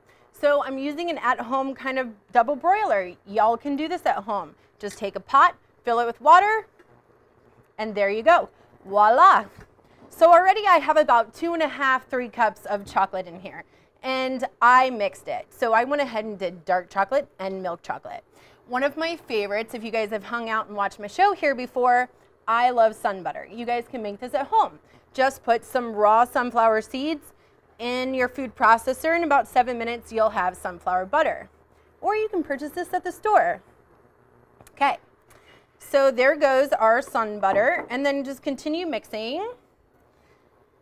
So who doesn't love, you know what this is, my favorite. We are going to infuse this. So this is my magical infusion. One of my favorite colors is green. And we're just gonna pour that on in there. So this is my magical butter, literally. All right, so as you guys can see, we're getting some good yumminess right on in here. And again, I always say this on every single one of my shows, you guys, for tuning in on the gluten-free, is that I wish you guys had smell-o-vision. Like, it's amazing. Okay. So shout out to Chef Michael today, who's up there making some really good, awesome stuff. I'm a huge fan of mushrooms, all types. So shout out to our acid math fans out there. And hi, Twitch. What's up, guys? All right, so as you can see, that's nicely melted. And then I'm gonna turn this off for purposes of, well, you guys have tuned in. I'm the careless chef. All right, so I'm just using a silicone little measuring cups here, taking this off, pouring this right on in, because I'm gonna use my magical butter molds today, guys. I'm gonna put it in really thin and transfer this kind of over here. All right, so again, really easy, a nice pour. And y'all can make this as thick as you guys want, but since I'm making like little bark bars, I'm gonna pour this about 1/4 of a quarter on in there. Yum! Again, little magical bark bars. I decided to infuse this with some magical butter. There we go, guys. And then on top of it, this is a Magical Butter's white chocolate. So I'm gonna do a little sprinkle, little dab-a-do. So just kind of dab this on up with your little white chocolate, and then a little crunch, because who doesn't love a little toffee with their stuff? Pour this on. It's one of my person's favorite, is a toffee kind of caramel crunch. So he's joined me in the studios today, and I'm going to do one of his faves. Alrighty. And then I absolutely love this, the sweet and salty. So this is our Himalayan salts with lots of yummy minerals in. Put a little dash on there, little dab-a-doo, boop, boop. I love that. And this is also gonna give us a nice crunchy texture. So not only sweet, but also crunchy. And then one of my faves, because y'all know I have to throw in a little healthiness. So these are cranberries. Yes, yes, I know that they are dried. but they are amazing. And if you guys wanted to, you guys can soak these in some boiling water and then drain. They kind of make them luscious and yummy. All right, so here are our bark bars. And again, these are no bake. You just throw them in your refrigerator. You guys can put shredded coconut on it. Mix it up, have fun. You know I love it when you guys get creative. I want to see your pictures. Also today, anything on the show, the spatulas, the silicone mats, anything you guys see today, Chef Renee, promo code 20% off. And then this is our aftermath. So these are our gluten-free infused magical bark bars. You guys can check this out at MagicalButter.com today. And shout out again to Chef Michael. Hope you guys stay tuned, all right? Okay, so I'm putting it back. Hey, Chris, you out there? Oh, yeah. We're hanging tight, hanging tight. Thank you so much, Chef Renee, whipping up that gluten-free dish. That was amazing. Look at what's going on here, guys. We're live in the Magical Butter kitchen. We got a variety of guests. We're bringing you guys some exciting content.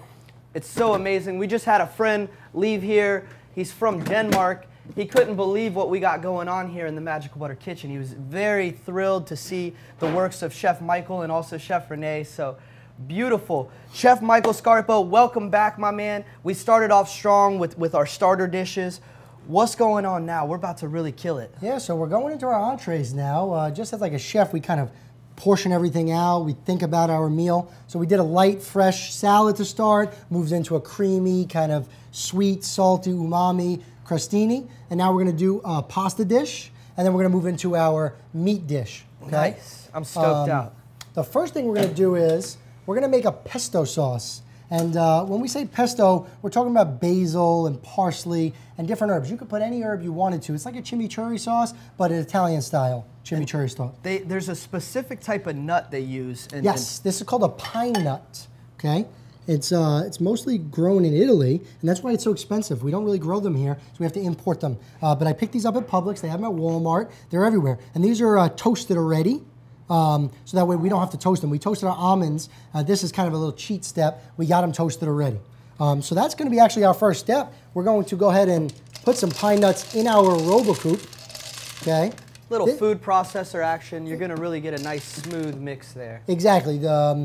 And you could do this in the Magical Butter machine as well. But for this, we have a lot more texture, and we need to get it really fine to put on top of pasta. Nice quick blend there. Exactly. And again, when we're talking about sauces and making them at home, the longer they sit, the better they're going to be. So that's why we're going to start with our pesto. Get that done first. Get that done first. Let it sit. Exactly. Cool. So I see you're removing all the leaves here. You don't want to use the stems, right? No, the stems from parsley, they won't grind up properly. No real good flavor out of them. No, either. Really not. I've seen French chefs use them in filling them inside of stuff, but really, in my experience, I have not found that parsley stems have much flavor. Got it. But you can use them in a salad. They're edible, completely edible. But we want ours to be fine, this pesto sauce. And a pesto sauce is great. It's a nice green. It's almost like a chimichurri, but like an Italian version. And healthy, too, because you're using herbs, oil, a little bit of cheese, some garlic. I mean, really, we're not putting any butter or anything like that in here. Okay, so I'm going to open my food processor. And the first thing you're going to do is you're going to put your basil in.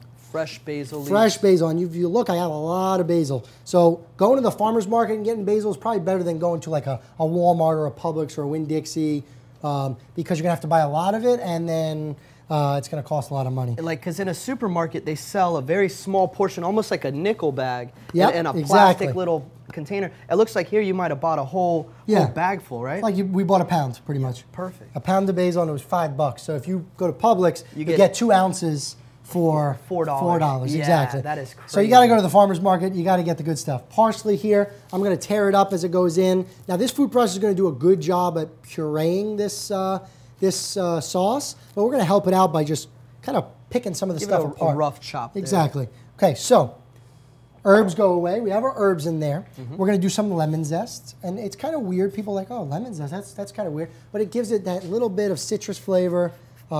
It's simple. it adds just a little bit more, you know, a little bit extra. Nice. A little bit of brightness. brightness. No white there. stuff though. You don't want the pit. You want just the yellow. Just the zest, y'all. And that smells delicious. Like she was saying, Chef Renee, if you had smell-o-vision, it would be really great. But yeah, we're working on that, guys. We got some engineers working on getting some nose receptors sent out to you guys so you could smell what we're cooking in the kitchen. Salt, pepper. Perfect. Salt and pepper. Always, every dish can have salt and pepper. In culinary school, they teach you not to use black pepper on fish, but I always use black pepper on fish. I do too. I find myself, after I get a fish on my plate, I'm putting black pepper on it anyway. Exactly, so you might as well use it. I mean, they do have white pepper, but it's hard to come by.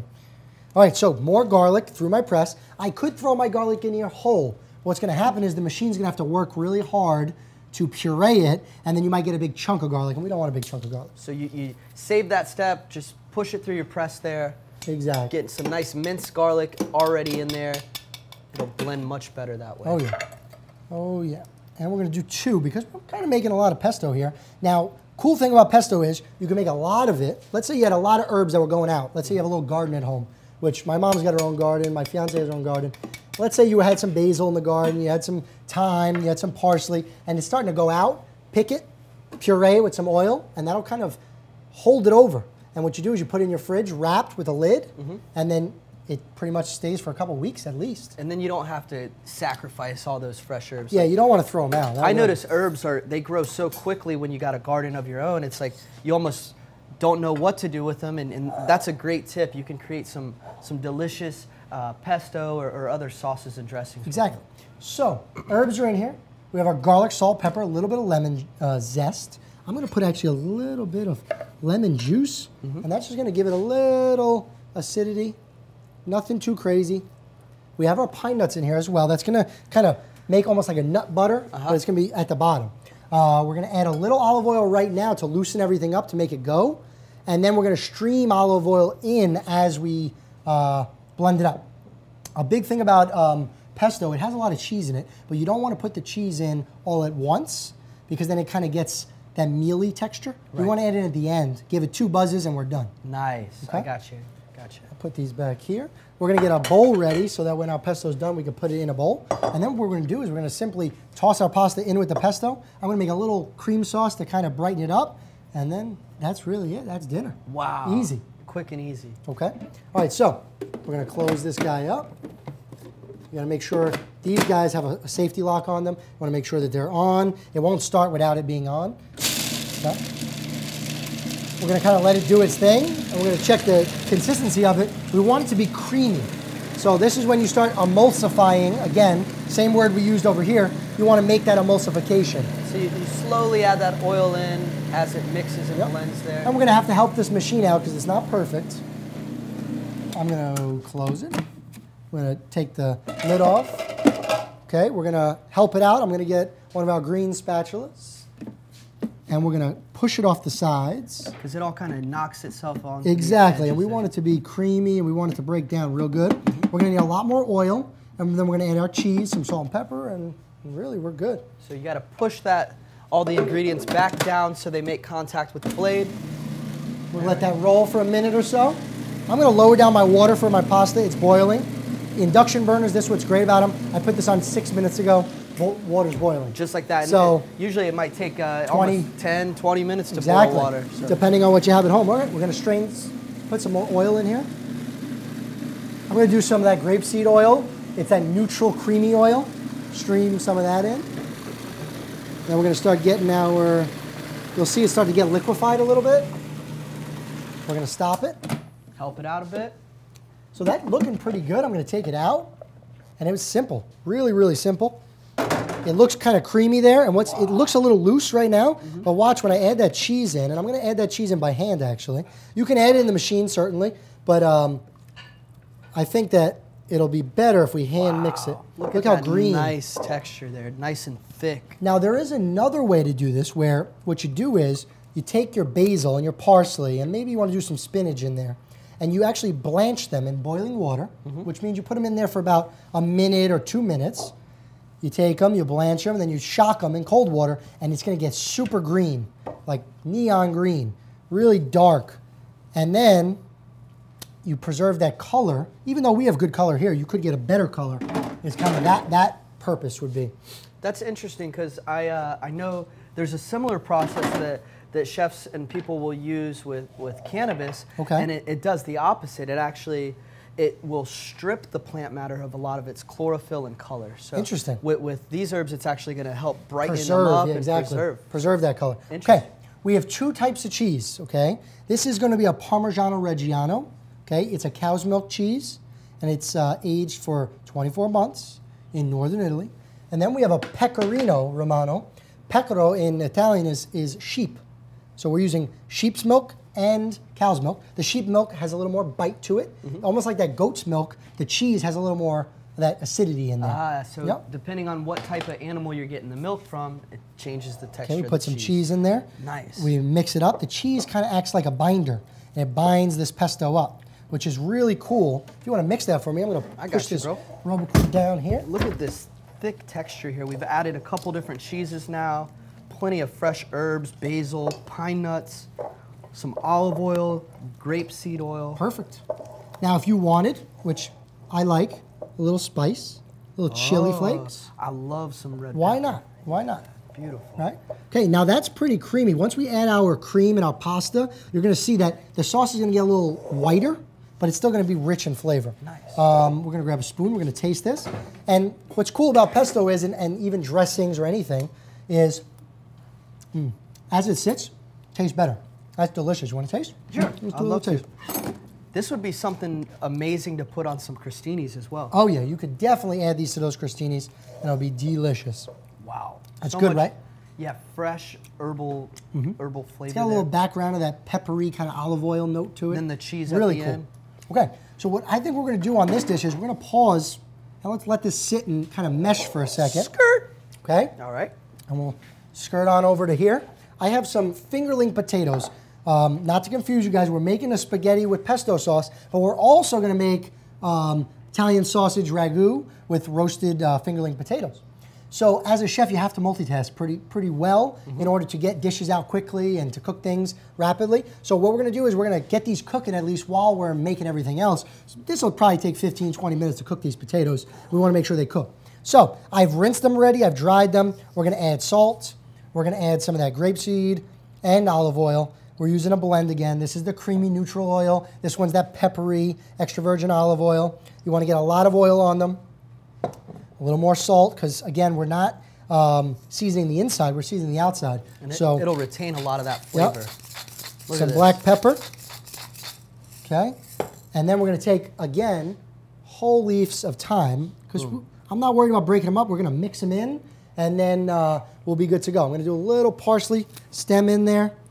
Boom. And then you just kind of shake and bake here. Little rough toss there. We got fresh herbs, olive and grapeseed oil, salt and pepper. And it looks like you got some red and white fingerling potatoes. Yes, red and white. You'll have different flavors again. The red is going to be more earthy. The white's going to be a little more creamy. I have this pan. We're going to go onto the pan again. It has foil on the pan just because we don't like doing dishes.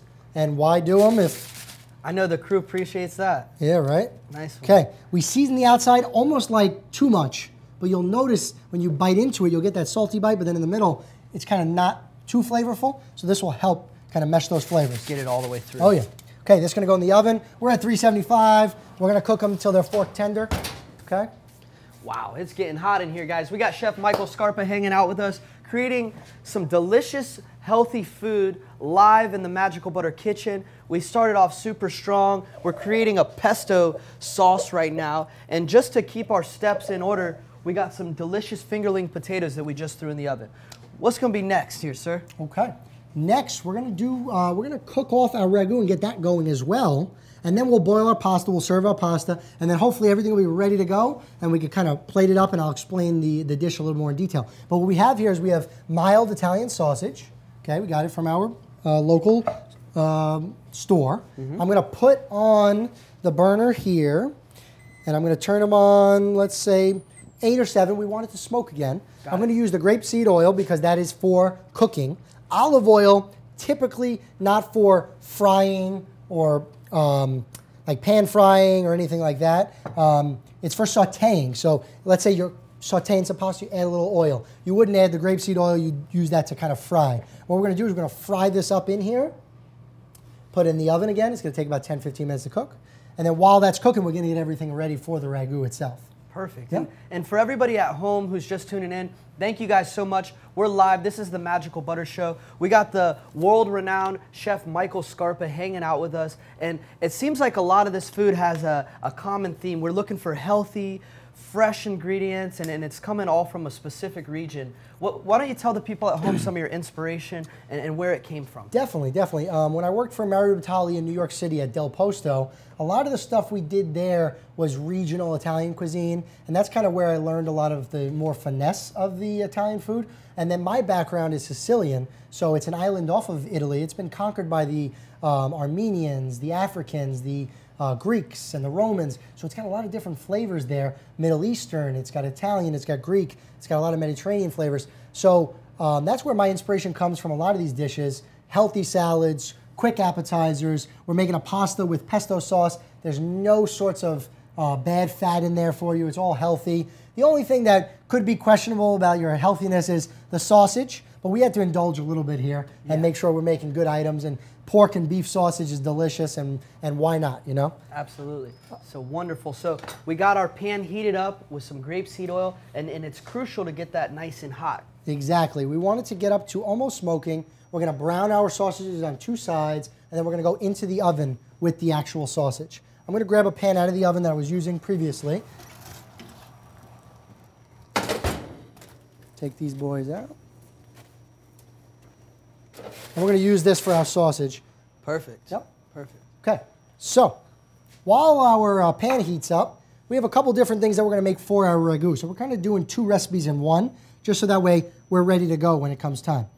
This is a shallot. So it looks like an onion, smells like an onion, but it's not exactly like a white onion or a red onion or anything like that. So the same thing applies. You want to cut it in half, cut the ends off, and then you kind of peel the outer layer off. Got it. And we're peeling it because what we're going to do is we're going to slice it on our mandolin like we did our red onions before. You could slice it by hand, but the mandolin typically is a little bit easier. Especially with something so small like Exactly. that. Yeah. And the reason we're using shallots rather than using red onion or white onions, shallots are a little more sweeter, and I'm going to get them super thin. They're going to kind of dissolve into the sauce, and it's going to be a really good flavor. Okay, sausage is going to go in. I can see the oil kind of talking to me, and I see that it's starting to dance, hiss. right? Yeah, hiss and dance and move. And it's important that we get these in here nice and hot. Want to make sure that they're not sticking. Move that oil around. Don't be scared to get your hands in there. It is hot, but we're just moving around the cold sausages. Put this back in. Perfect. So we got our Italian sausage and some grapeseed oil. Now we're about to slice up these shallots really, really fine. So we're making a ragu for our sausage. And what that is kind of like a tomato. Like a hearty sauce. A hearty sauce. It's going to be nice and thick. If you wanted to, you could use some mushrooms in there. But we're going to use all different types of peppers, shallots, garlic, white wine. We're going to do some fresh herbs again. And then we're going to finish off with our sliced sausage, some tomato, bring it all together, serve it over our fingerling potatoes. It's really going to be excellent. Amazing, amazing. I'm excited to see this all come together here. And a lot of these hearty dishes, they're made at home, and your mom makes them for a reason, right? They taste good, they're good for you, and they make you feel better, I think. It's like that soul food almost. Right, right. You're getting a little bit of everything too, all in one meal. And what's cool about Italian food is pretty much all Italian food is soul food. It's just a different type of soul food than we're used to here in America, where we're talking fried chicken and collard greens. We're talking tomato sauce, meatballs, and things like that. So this is kind of like our soul food, believe it or not. I could dig that for sure. Yeah. And you've done a lot of work with athletes and training people. You're an educator at heart here and also an amazing chef. Do you want to tell us a little bit about what you try to teach your students or some of these athletes? Definitely. So what we try to do is we try to incorporate less processed sugar into our players' diets, whether that be from Snickers bars or cereal, anything like that. And what we're trying to do is decrease that. Obviously, we know they're going to eat it. but how can we decrease it? So the reason what we're doing is we are actually offering them healthy options, and we're teaching them how to make it, so that way when they're at home, they can do it themselves, is really what we want to do. And what we're doing is we're working with athletes, we're helping them learn English as well, because most of our guys are from Dominican Republic that we're working with, and we're teaching them basic life skills, is really what we're doing. So if you can't cook for yourself and you can't do that, you're going to have a hard time surviving in the real world. Especially as an athlete, and the food that you're putting in your body is so crucial at that point. I think it's like I said, the gasoline for your body. So if you're not eating correctly, you might not feel well. You might not perform well. And they do a lot of research on pitchers and catchers and hitters and see, what did this guy eat this week? How did he work out this week? And then what kind of performance did we get from that? What could we change to maybe make it better? That's really what they're focused on there. And the analytics of it is really cool. Seeing how changing their diet a little bit, changing their mood, can change the way they play. So that's pretty interesting. And when it comes to being an athlete, your health and your physical fitness is dependent. You know, you won't even be able to play the game without that. So no, it's crucial. All right, so we got some sausage here. Flipping you guys them can up. see this at home. Nice. Delicious, brown. You don't want your sausage to be gray. Gray sausage is not tasting good. Probably not healthy. No. And if you're steaming your sausage, I mean, you can do that, but this is just an excellent way to cook it. Can you sous vide sausage? Yes, you can. So have you guys worked with sous vide machines here on Magical Butter before? Yeah, a little Okay. bit. A little bit. Cool. So yeah, we do that a lot. It takes a little longer, but you get a really, really moist and succulent, and it's called an immersion circulator, and sous vide is actually under pressure. So if you have the immersion circulator, you can actually put these in Ziploc bags, pop them in, and you're not actually sous videing, but you're cooking under immersion circulator. When you're sous videing, you actually suck all the air out of them. Vacuum, right? Exactly, and then you're cooking them. And now you're getting that kind of tender, delicious. We've done chicken, we've done fish, and the texture is completely different. Steak as well. I mean, if you can buy one, they're $150, and they will really, really cool. You could set them at night, go to bed, wake up next morning, you have the most moist chicken you ever had. Wow. Yeah. Wow. Pretty cool. Okay, so we're done slicing our shallots. If you see, we are wicked thin. I mean, super, super, super thin. What we want to do is kind of just go away in the sauce. We don't want to feel them. We just want them to be there. Yeah. Exactly. Kind of hide that, but still complement the flavor. Exactly. So garlic, we're going to do the same exact thing. Slice the garlic really thin. And if you've ever watched Goodfellas, I don't know if you have. Yeah, of the course. movie, in prison, they slice their garlic with razor blade. Yeah. And it melts in the sauce. Uh-huh. And that's like growing up was always the joke. Slice the garlic so thin it'll melt in the sauce. And I love that movie. oh, such a good movie. The end of it, he's like making the spaghetti sauce all day, Yep. running around town, running errands, Oh, watching yeah. his back, helicopter trying to catch him. They on got it. lobsters in prison, and they cooked up a lobster meal. I mean, that's Italian culture right there. Yeah, Paulie's cooking for everybody. Uh-huh. Yep. So we got the garlic thinly sliced, Yep. sliced so thin it'll just melt into your sauce. Pretty much exactly what we're looking for. We did pureed garlic in this one, and this one we're doing shaved garlic because we're cooking a ragu. And what we're going to do is we're going to actually use this. It's going to be like a one-pot meal. We're going to use that same pot that we're cooking the sausage in. We're going to use that to make our ragu in. So Nice. it's going to be an easy, quick meal. Okay, so we're browned on both sides. We're going to transfer these to a tray, and then we're going to go into the oven with them. And they're going to cook probably about 10 minutes. Sausage, it's important that you cook them to 155 internally. That is the safe temperature to cook sausage.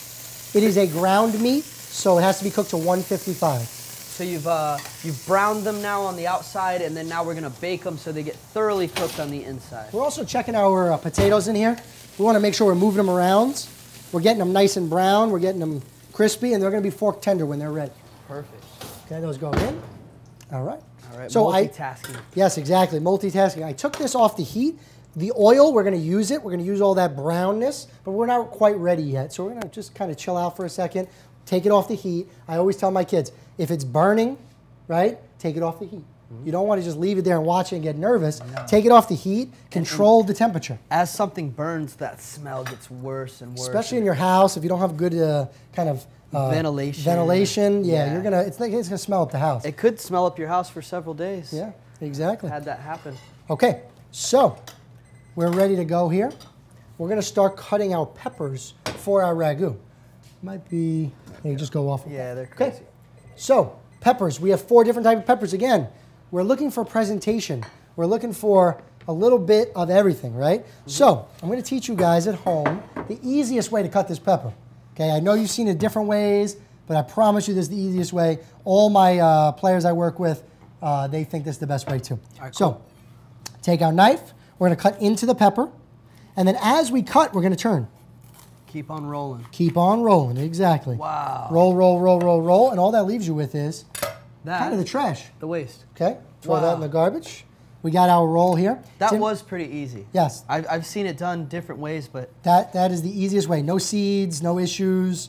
You cut that little rib out of there, and you're good to go. Another trick, if you're going to cut the pepper, and you're cutting from the outside, you're attacking the fibers from the outside, your knife is kind of push off of that, it's going to be hard to cut. If you go from the inside, less fibrous, and it's easier to cut. Again, with my bear claw, my thumb behind my index finger, we're going with our thumb and our index finger on our knife. We're holding it. We're going to rock back and forth, and we're just going to do nice thin slices. Nice thin green pepper. All peppers have different flavors. Our bell pepper is going to be majority about 80% water. So they're not going to give us a lot of flavor, but they're going to give us that distinctive pepper flavor. These are not spicy. We're going to add some chili flake to get that spice. Got it. Yep. You could do poblanos, you could do jalapenos. It'll just change the flavor. This is traditional Italian mixed bell peppers. Okay, so we'll take some of these peppers, the greens, we'll put them here. Place this back in here. We'll use that for another dish, maybe a soup. Yeah. You could put any waste in the fridge. If you don't use it in an omelet for breakfast, right? You don't have to throw anything out. Southwest omelet with some peppers in it. Yeah, exactly. The waste in America is excessive. And we want to cut down on that waste by using, people grow this stuff. Every part exactly. of it. People grow it all day, every day, and you want to respect the ingredient. You think about the life of a pepper and what this pepper went through to become what it is today and exactly. come to our kitchens. Definitely. And you want to respect that. You don't want to throw anything away, especially with the players. I explained to them, when you're on a budget and you're in the minor leagues and you're trying to get to the major leagues, they need to save everything and they got to, watch their money. So it's important that I give them recipes that they can use on multiple different ways. Maybe even meal prep or use those ingredients several different times. Exactly. So I'm just cutting out the peppers here. We got yellow, we got orange, we got green, we got red. I'm just cutting them. Similar flavor profiles, a little different each one. A lot of water content, but these are going to give us some nice, we're going to crisp them up a little bit and then cook them in. So they're going to give us some nice flavor. I love this array of color here, the green, the red, the orange. Yep. It's just gorgeous. And we're not doing more of one, less of another. We're just pretty much going even across. Equal parts. Again, we're cutting into the pepper. We're turning the knife, moving the skin. Any extra we're putting in the bowl, we'll use that later. We're not getting hung up on perfect cuts here. We're just slicing nice and thin, and we're getting it done. This is gorgeous. And do you find that any one of these peppers is any spicier than the other? No, none of these will be spicy. Sweet? These are all going to be more mild, sweet peppers. These are bell peppers. Now, when you get into your serranos and your poblanos and your jalapenos, you get some spice. Italian peppers for Italian cuisine, there's not really that many spicy ones. We will stuff a serrano pepper here and there, but nothing crazy. And Italian food's not too spicy unless some Italians like the arrabbiata sauce, which is a tomato sauce with chili flakes. That could be spicy. Okay, we have shallots, we have garlic, we have peppers. Okay, let's not forget we have our pesto over here just hanging out. We're going to make some pasta in a little bit. We're going to wait for our sausage and potatoes to be done a little bit more though. We're going to take some white onion. Since we have some of these shallots, not red onion, but shallots, we're going to cut it just like we did our shallots, really thin. I'm going to do this one by hand just to show the viewers at home. First step, take 2 sides off the onion. Now you have a flat base, so your onion is not running around the board. You don't want to chase the onion around, okay? We're going to cut it right down the middle, through the core. If the viewers at home don't know what the core is, it's a yellow part in the middle of the onion. Mm-hmm. It's not edible. You want to go 2 layers deep and peel the onion, okay? We don't need a full onion. We're just doing a half. Peel that skin off. That skin's not going to taste good. Core is here again. I'm going to go on a bias. I'm going to remove the core. Core, not edible. Again, you don't want to eat that. Okay, it's yellow. Sometimes an onion has one, sometimes it doesn't. So you just want to look at your onion. Okay, I'm going to turn it so the lines are facing me. Mm-hmm. Get my bear claw again. We're going to go with our knife like so. And then we're going to slice, slice, slice. We're going to rock back and forth. Once you get it down, you don't even have to look at the camera. and slice, because you know your hand is guiding you, and you know you're not going to cut your hand. This is nice. Takes a long time. I mean, when I was in culinary school, I had Band-Aids on every hand, but you kind of just learn as you go. And a sharp knife is crucial right now. Yes, exactly. I have a shun. It's a Japanese knife. I sharpen it. Try to sharpen it once a week. The more you use it, the more you should sharpen it. So, okay. That is our kind of our essence of our ragu. And man, I tell you, I'm starting to tear up. I don't have that same tolerance built up for this. Yeah, you know, that'll get you sometimes. That'll get you. That's the biggest thing is, like with my players, they've never cut onions before. They start crying. I'm laughing. It's like a fun environment. That's you know? good training. You should make them cut onions for one whole week. Exactly, right? Exactly. Okay, so we're all good with that. We're going to do some more herbs. Actually, I have some nice herbs back here already picked. So we're going to do some parsley and basil. That's kind of the recurring theme in Italian cuisine. Yeah, parsley, I've basil. that, yeah. In meatballs, parsley, basil. In lasagna, parsley, basil. On top of almost every dish. Exactly. So, you know, if you're doing Mexican cuisine, you're more oregano, cilantro. You know, cilantro. So every cuisine's different. You know, you might have Thai basil when you're doing like a pho or something like that. Right. But this is Italian basil. Again, we're going to chop it up pretty rough because we're going to throw it into our ragu. We're going to pile it up in a big pile, and then we're going to just run through it. I'm not even going to roll this up like a chiffonade. We're just going to run through it. The thing when you're cutting herbs is you don't want to make them black. You don't want to chop them up too much, right? Exactly, because then you start to get black herbs. We want to keep herbs nice and green and fresh. You don't want to destroy them. You don't want to bruise the flavor Exactly. at all, right? So I cut once, I go through twice. That's plenty, right? And that's it. Perfect. You know, you don't want to do it too much. No over chopping, guys. So what I'm going to do is I'm going to put this all on this side. I'm going to make some room for my herbs.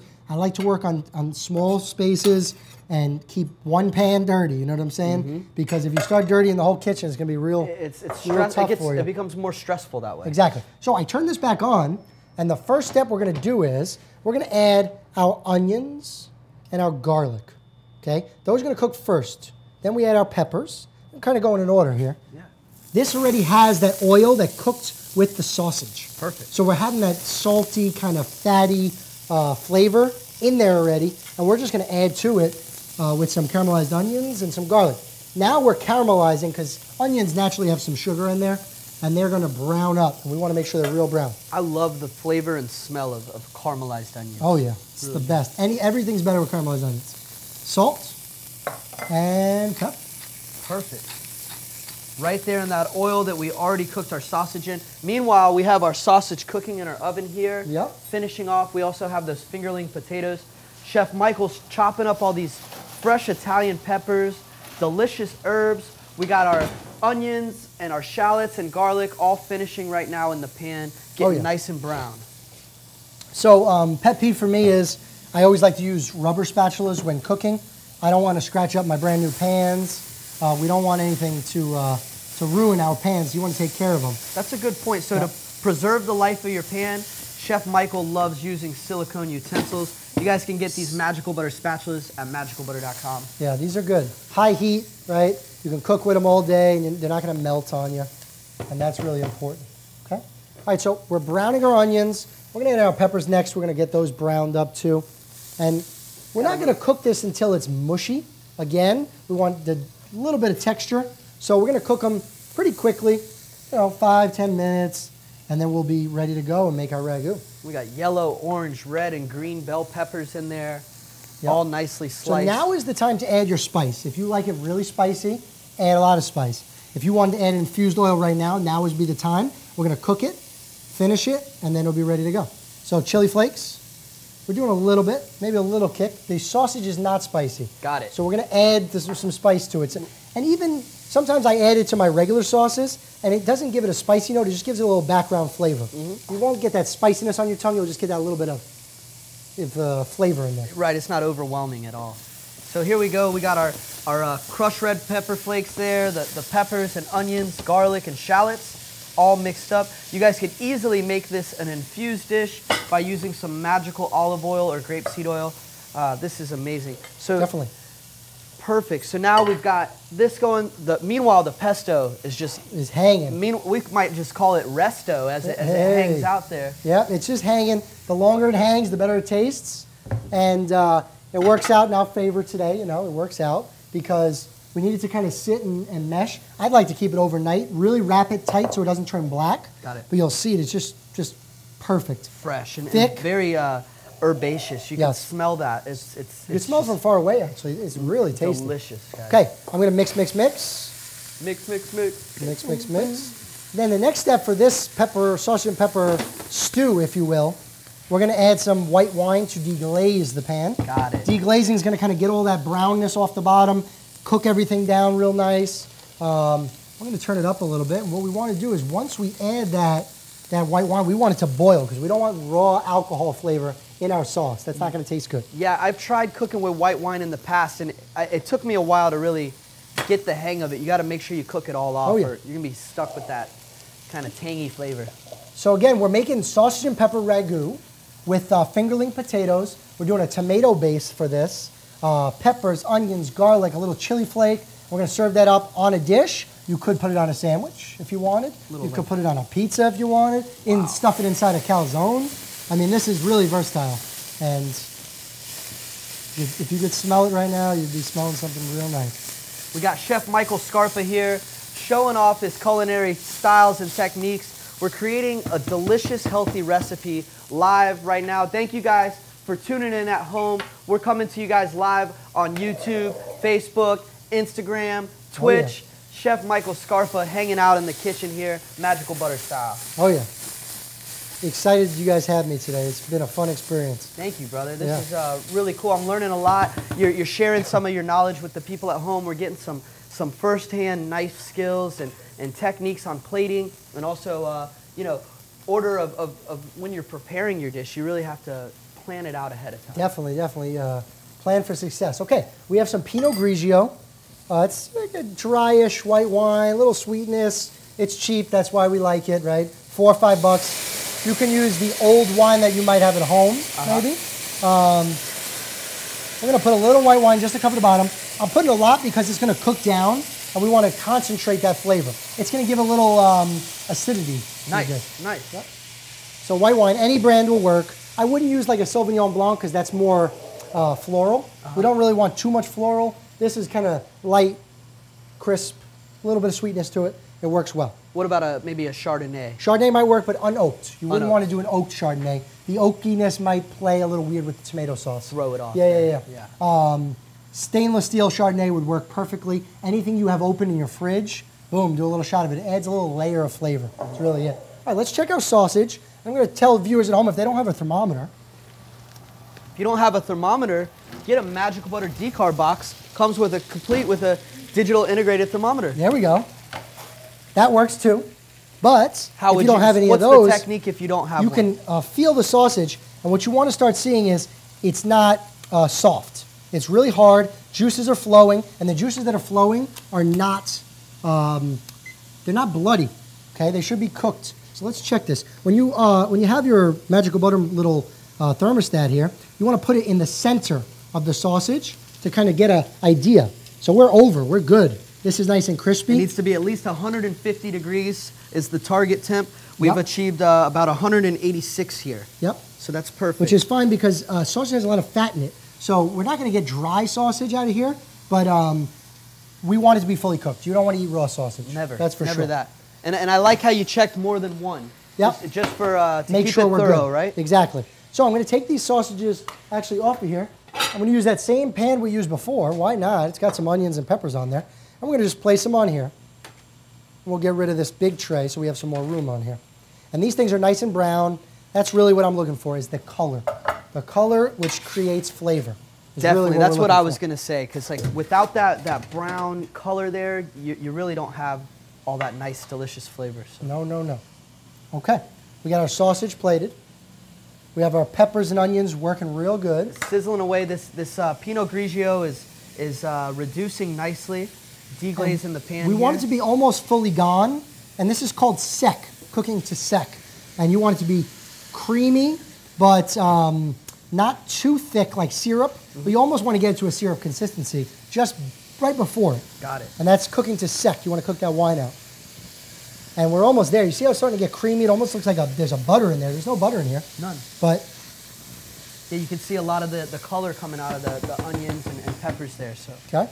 So what we're going to do is, now that we're cooked on everything, we're going to add some tomato, and that's going to bring everything together. We got a big spoon here. This is just like a marinara sauce, so it's not just a can of tomatoes. It does have a little flavor in it.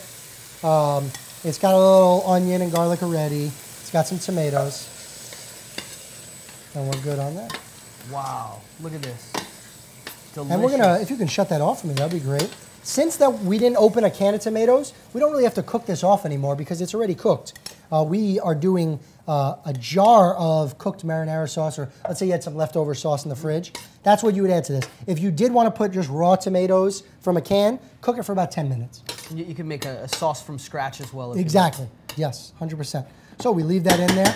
It should look pretty saucy. The peppers should have a little bite to them. The onions should be soft. We have some caramelized flavors. Beautiful. Put our sauce back up here. Sausage is done. Biggest thing with sausage, any type of meat you're cooking at home, you want to let the sausage or the meat rest. That's important. Okay? When it comes out, if you cut right into it, all the juice is going to go over your cutting board. You want it to be inside the sausage. Okay? Very important that it's inside the sausage and not just running all over your board. And the same goes for if you're cooking steaks or definitely pork 100%. chops, chicken. 100%. So. Okay, we're gonna check the potatoes and see where we are. Chickadee check. And potatoes. that'll kind of give us an idea of where we're going. Are we gonna go potatoes and sausage first, or are we gonna go pesto first?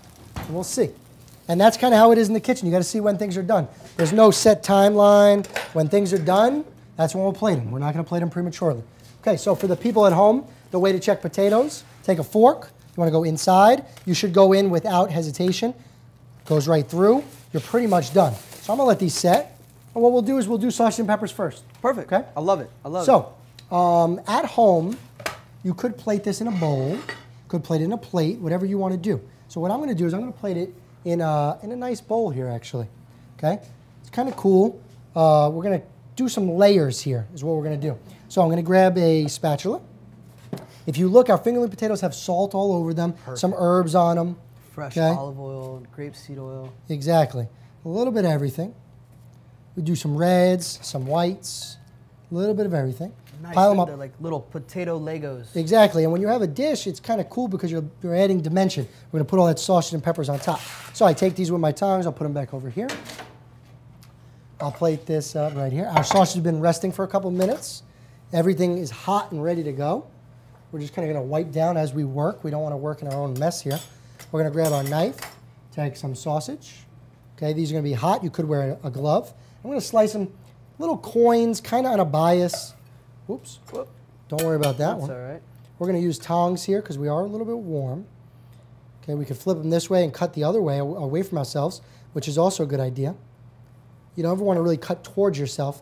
That's not going to end well. Never. You always want to cut away. Okay? We're doing little coins. These things are smoking hot. Yeah. And all we're going to do is we're going to toss them into our sauce. And we're going to let it marry for maybe a second or two. If you wanted to keep it in here for an hour and just let it sit on the stove, that's also an option. But what you don't want to do, what you want to stay away from, is you do not want to boil this sausage after you've cooked it. Okay? So like if I add it in with the tomatoes, I do not want to... You don't want the sauce cooking. Yes, exactly, because we just work to get this sausage super moist. Keep it juicy, retain all that flavor. When you cook it and you start boiling it, all of a sudden now your sausage is kind of, has no more juice left inside. You've cooked it out. Yeah, that's not cool. Okay, so we're doing little coin shapes. We're doing it kind of on a bias. We're getting a little more definition to it. We don't want them too big. We don't want them too small. Bite-sized pieces would be good. Yep. And then all we're going to do is we're going to wipe this down. We're going to mix this up. And we have all those herbs in there, remember. That's going to kind of give it a good flavor. Got the tomato. It's nice and thick. It's not oily. It's not greasy. It has a little shine to it, but it's good. It's perfect. Okay.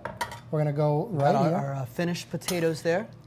What I like about wood boards is you can put hot things on them and it's not going to melt them. It won't With a burn. plastic board, you're going to melt right through it. So be careful at home. Be mindful. You see me kind of doing that. So I'm going to take it. I'm going to kind of just let it flow over the top. You see we got sausage. I'm going to kind of put that around. And this is almost like a plate of like pasta presentation, but we're using the potatoes kind of as our base and we're working off of there. I heard of a plating technique and it reminds me of what you're doing here. I've seen chefs before sort of build up a an island of you know, their starch or their base, and then you've utilized sauce around the island as the water. Exactly. And then now you've put the plants or the trees, the herbs, all the vegetation. You're creating on an top. ecosystem almost, right? Yeah, it's really cool. And then we just, this one we're gonna do some roughed pieces of basil. And what kind of cheese was that we That was the actual Parmigiano Reggiano, which is the cow's milk. Classic. And that's gonna give it that creamy kind of salty, briny And flavor. this right here would easily go on a nice hoagie roll. You can make this into a sausage and pepper sandwich. Exactly. Throw it into a calzone. Definitely. So many 100%. possibilities. I'm gonna take that off. While we're kind of looking at this, I'm gonna drop some pasta in the water because it's gonna take 12 minutes to cook our pasta. So we gotta be thinking about the next dish already. Perfect. And that's what we're kind of thinking about here. We're gonna drop this in, the water is boiling, okay? I do it in a ½ pound, which is about 2 portions. Yeah. But usually a ¼ pound per person. You pop that in, and we're gonna go till it's al dente, which has kind of got a little bite to it, right? And you'll see it won't fit in at first, but once we get going, I push it in. Starts to flex. Soft, soft, soft. You wanna make sure it doesn't stick together at first. Try okay? not to break our strands. I don't like breaking our spaghetti. I've seen people break it in maybe half. for kids, but that's not really good for us. We want that long kind of look to it. Definitely. We want it to kind of curl when we make it. And that'll make it delicious too. Wow. Okay. I'm going to let this boil off 8 to 10 minutes, maybe 12. We like it al dente though, with a little bit of bite. Little bite. So back to our sausage and peppers. This is one way to plate it. Okay. Let me give this to you and you could kind of take a look at it. Wow. I'm giving everybody little options today, right? Look at this, guys, right there. We got our Italian sausage, 4 different peppers. We got orange peppers, green peppers, yellow peppers, red peppers, all bell peppers. We got delicious onions, scallions, garlic, minced garlic in there, fresh herbs. We've been using basil and parsley today to complement. Chef Michael threw it together. We made a delicious ragu sauce, served it over some fingerling potatoes, and now he's going to showcase another plating technique here. We served this one in a bowl. I think that's probably going to be your best bet. You can really just dig in and feed yourself quickly there. This is going to be a nicer presentation here. Yeah, it's going to be a little different. Again, more of that restaurant style. We're going to plate it up simply on like a longer plate. You get a little more dimension to it. We'll wipe the plate down real nice. Put that underneath there. We'll take our sausage and peppers again. We kind of want to mix them up, give them a good mix now. And then we'll just plate it just similar to what we did, but first I'm going to put my sausage down. I'm going to go in with some sausage all around. Nice. So instead of building up, we're kind of building long ways now, just based on the plate you have at home. But it's all about presentation. And I think this will lend itself well to this dish. Now, if your dish is a little too watery, let's say your tomato sauce wasn't like mine and it kind of was a little bit watery, you can always cook it a little bit more, get some of that moisture out of there, and it'll thicken up real nice. Okay? So another way to plate it, we're going to do the same thing. We'll go with pecorino cheese with the sheep's milk on this one. Boom. Look at that. Boom. And then again, basil. Get some fresh. We'll rip it up. Real rustic on there. We can go chiffonade like we did before on our salad. We can do anything we want. We just want to get a little bit on there. I think that one's more, if you fold this plate up and you served a party, I think this will look real cool. Maybe for like an appetizer or a yeah, party exactly. dish. Yeah. Yep. Have some bread on it. Scoop and serve delicious. style. That one can go there up there as well. So here's another variation of our sausage and peppers here. We got onions, scallions, garlic, fresh herbs. Put that one out front there for you guys. Check that out, y'all. 2 different presentations. You could serve it in a bowl, serve it on a plate, scoop and serve, appetizer, entree, lunchtime, dinner time. This meal is super versatile, healthy, and you know, I'm sure it would taste even better as a leftover. If you brought some of this home for your fiance, I'm sure she'll be stoked out for that. The longer it sits with Italian food, the better it is. Lasagna, the second, third day, much better. What I'm doing right now is we're using an Italian dried pasta. It's Di Cecco spaghetti. It's my favorite brand. It's an old company that's been drying pasta in Italy for years, and they're really the best. They sell it at Publix. It's about 30 cents extra per pound.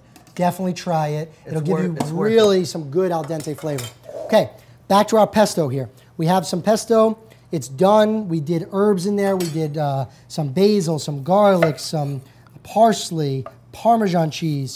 It was really good. I'm going to take some shallots again. And what I'm going to do is, I'm going to actually turn this burner on here. Shallot. Okay? We're going to cut up some shallots. And what we're going to do with them is we're going to saute them with a little bit of garlic. A little bit of garlic. Okay. Okay, we got this pesto resting here, the little Yes. resto. A little resto The on the pesto. pesto ever from Chef Michael here. We're live in the Magical Butter kitchen, guys, hanging out. We're coming to you guys. Make sure you guys stick around. We got a hilarious dude in the house with us, our boy John Jacobs. He's gonna be telling us some hilarious jokes. Tell us about his week. He's got all kinds of exciting stuff going on. Right now, we got Chef Michael showing you what's up with these scallions, just chopping them up. Yeah, so for our shallots, we're slicing sorry. real thin. We're good. We're slicing real thin on them, just like we did on the mandolin before for our sausage and pepper ragu. Now we're just slicing real thin. Again, they have a core, just like an onion. These are the same as an onion. But shallots are a little bit sweeter, and they're just tasty.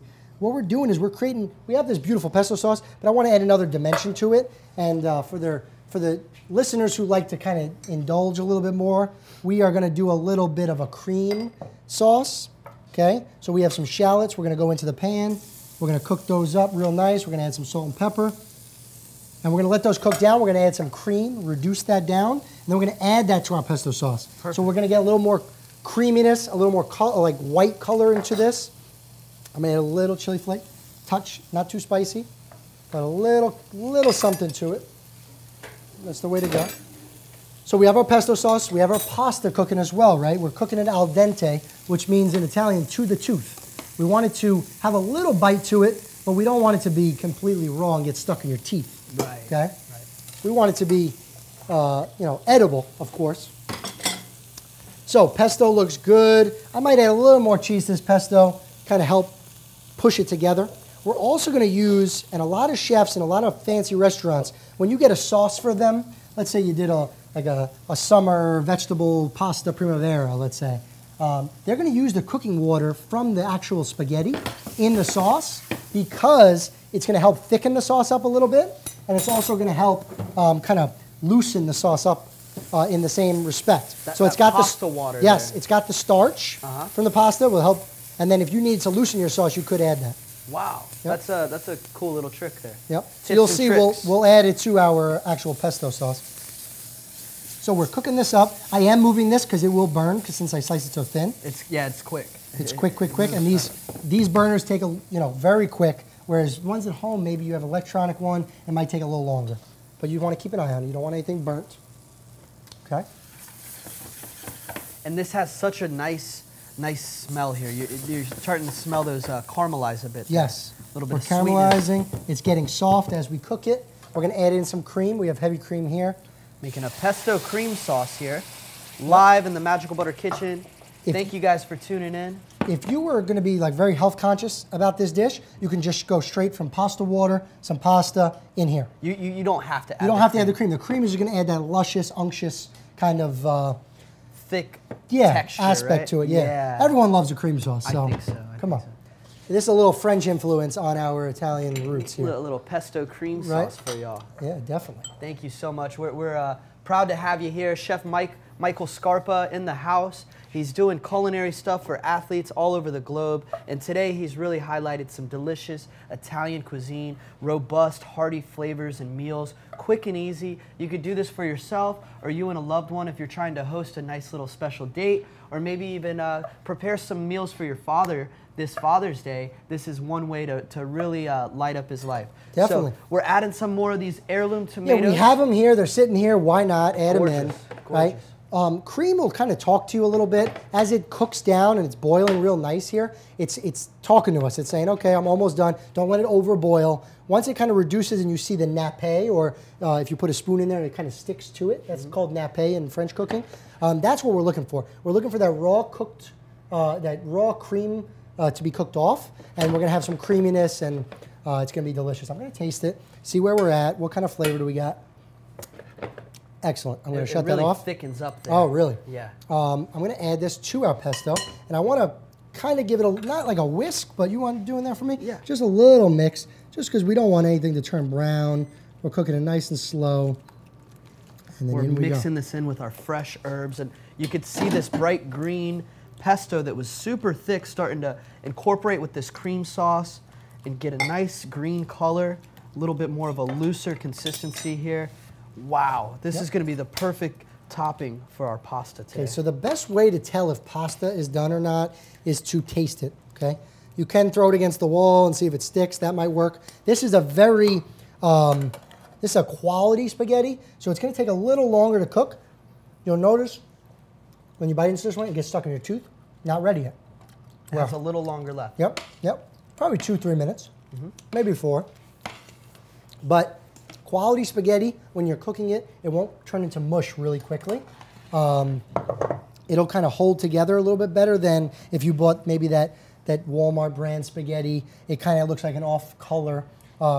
This spaghetti, the cool thing about it is it's made from durum wheat, which is a more holistic type of wheat, so your body can process it easier rather than all those processed flours, enriched, bleached. You don't want to get into those. Those not good for you. Bad for you. Your body can't really, digest them well, and it turns into a whole mess. For gluten intolerant people, we could definitely do this with not a butternut squash, but a spaghetti squash. Oh yeah. You could also do it with a gluten-free pasta.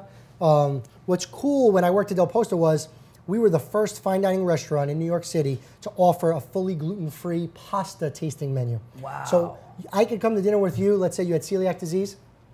I would eat the pasta tasting menu, maybe 4 or 5 courses. You would also get the exact same pasta, but in a gluten-free fashion. Wow. Yep. And then if you're teaming up with someone who is intolerant to glutens, they can eat the same exact meal as you and not have to feel exactly, especially like when you're on a date or something like any that. Exceptions there. Yeah, you don't want anyone to feel left out. Right. And he actually we used Thomas Keller's recipe for the gluten-free pasta, and really it's excellent. They have some really good products now that are gluten-free pastas, so try those out. I would stay away from the brown rice ones and the lentil flours. Those are a little bit more harsh.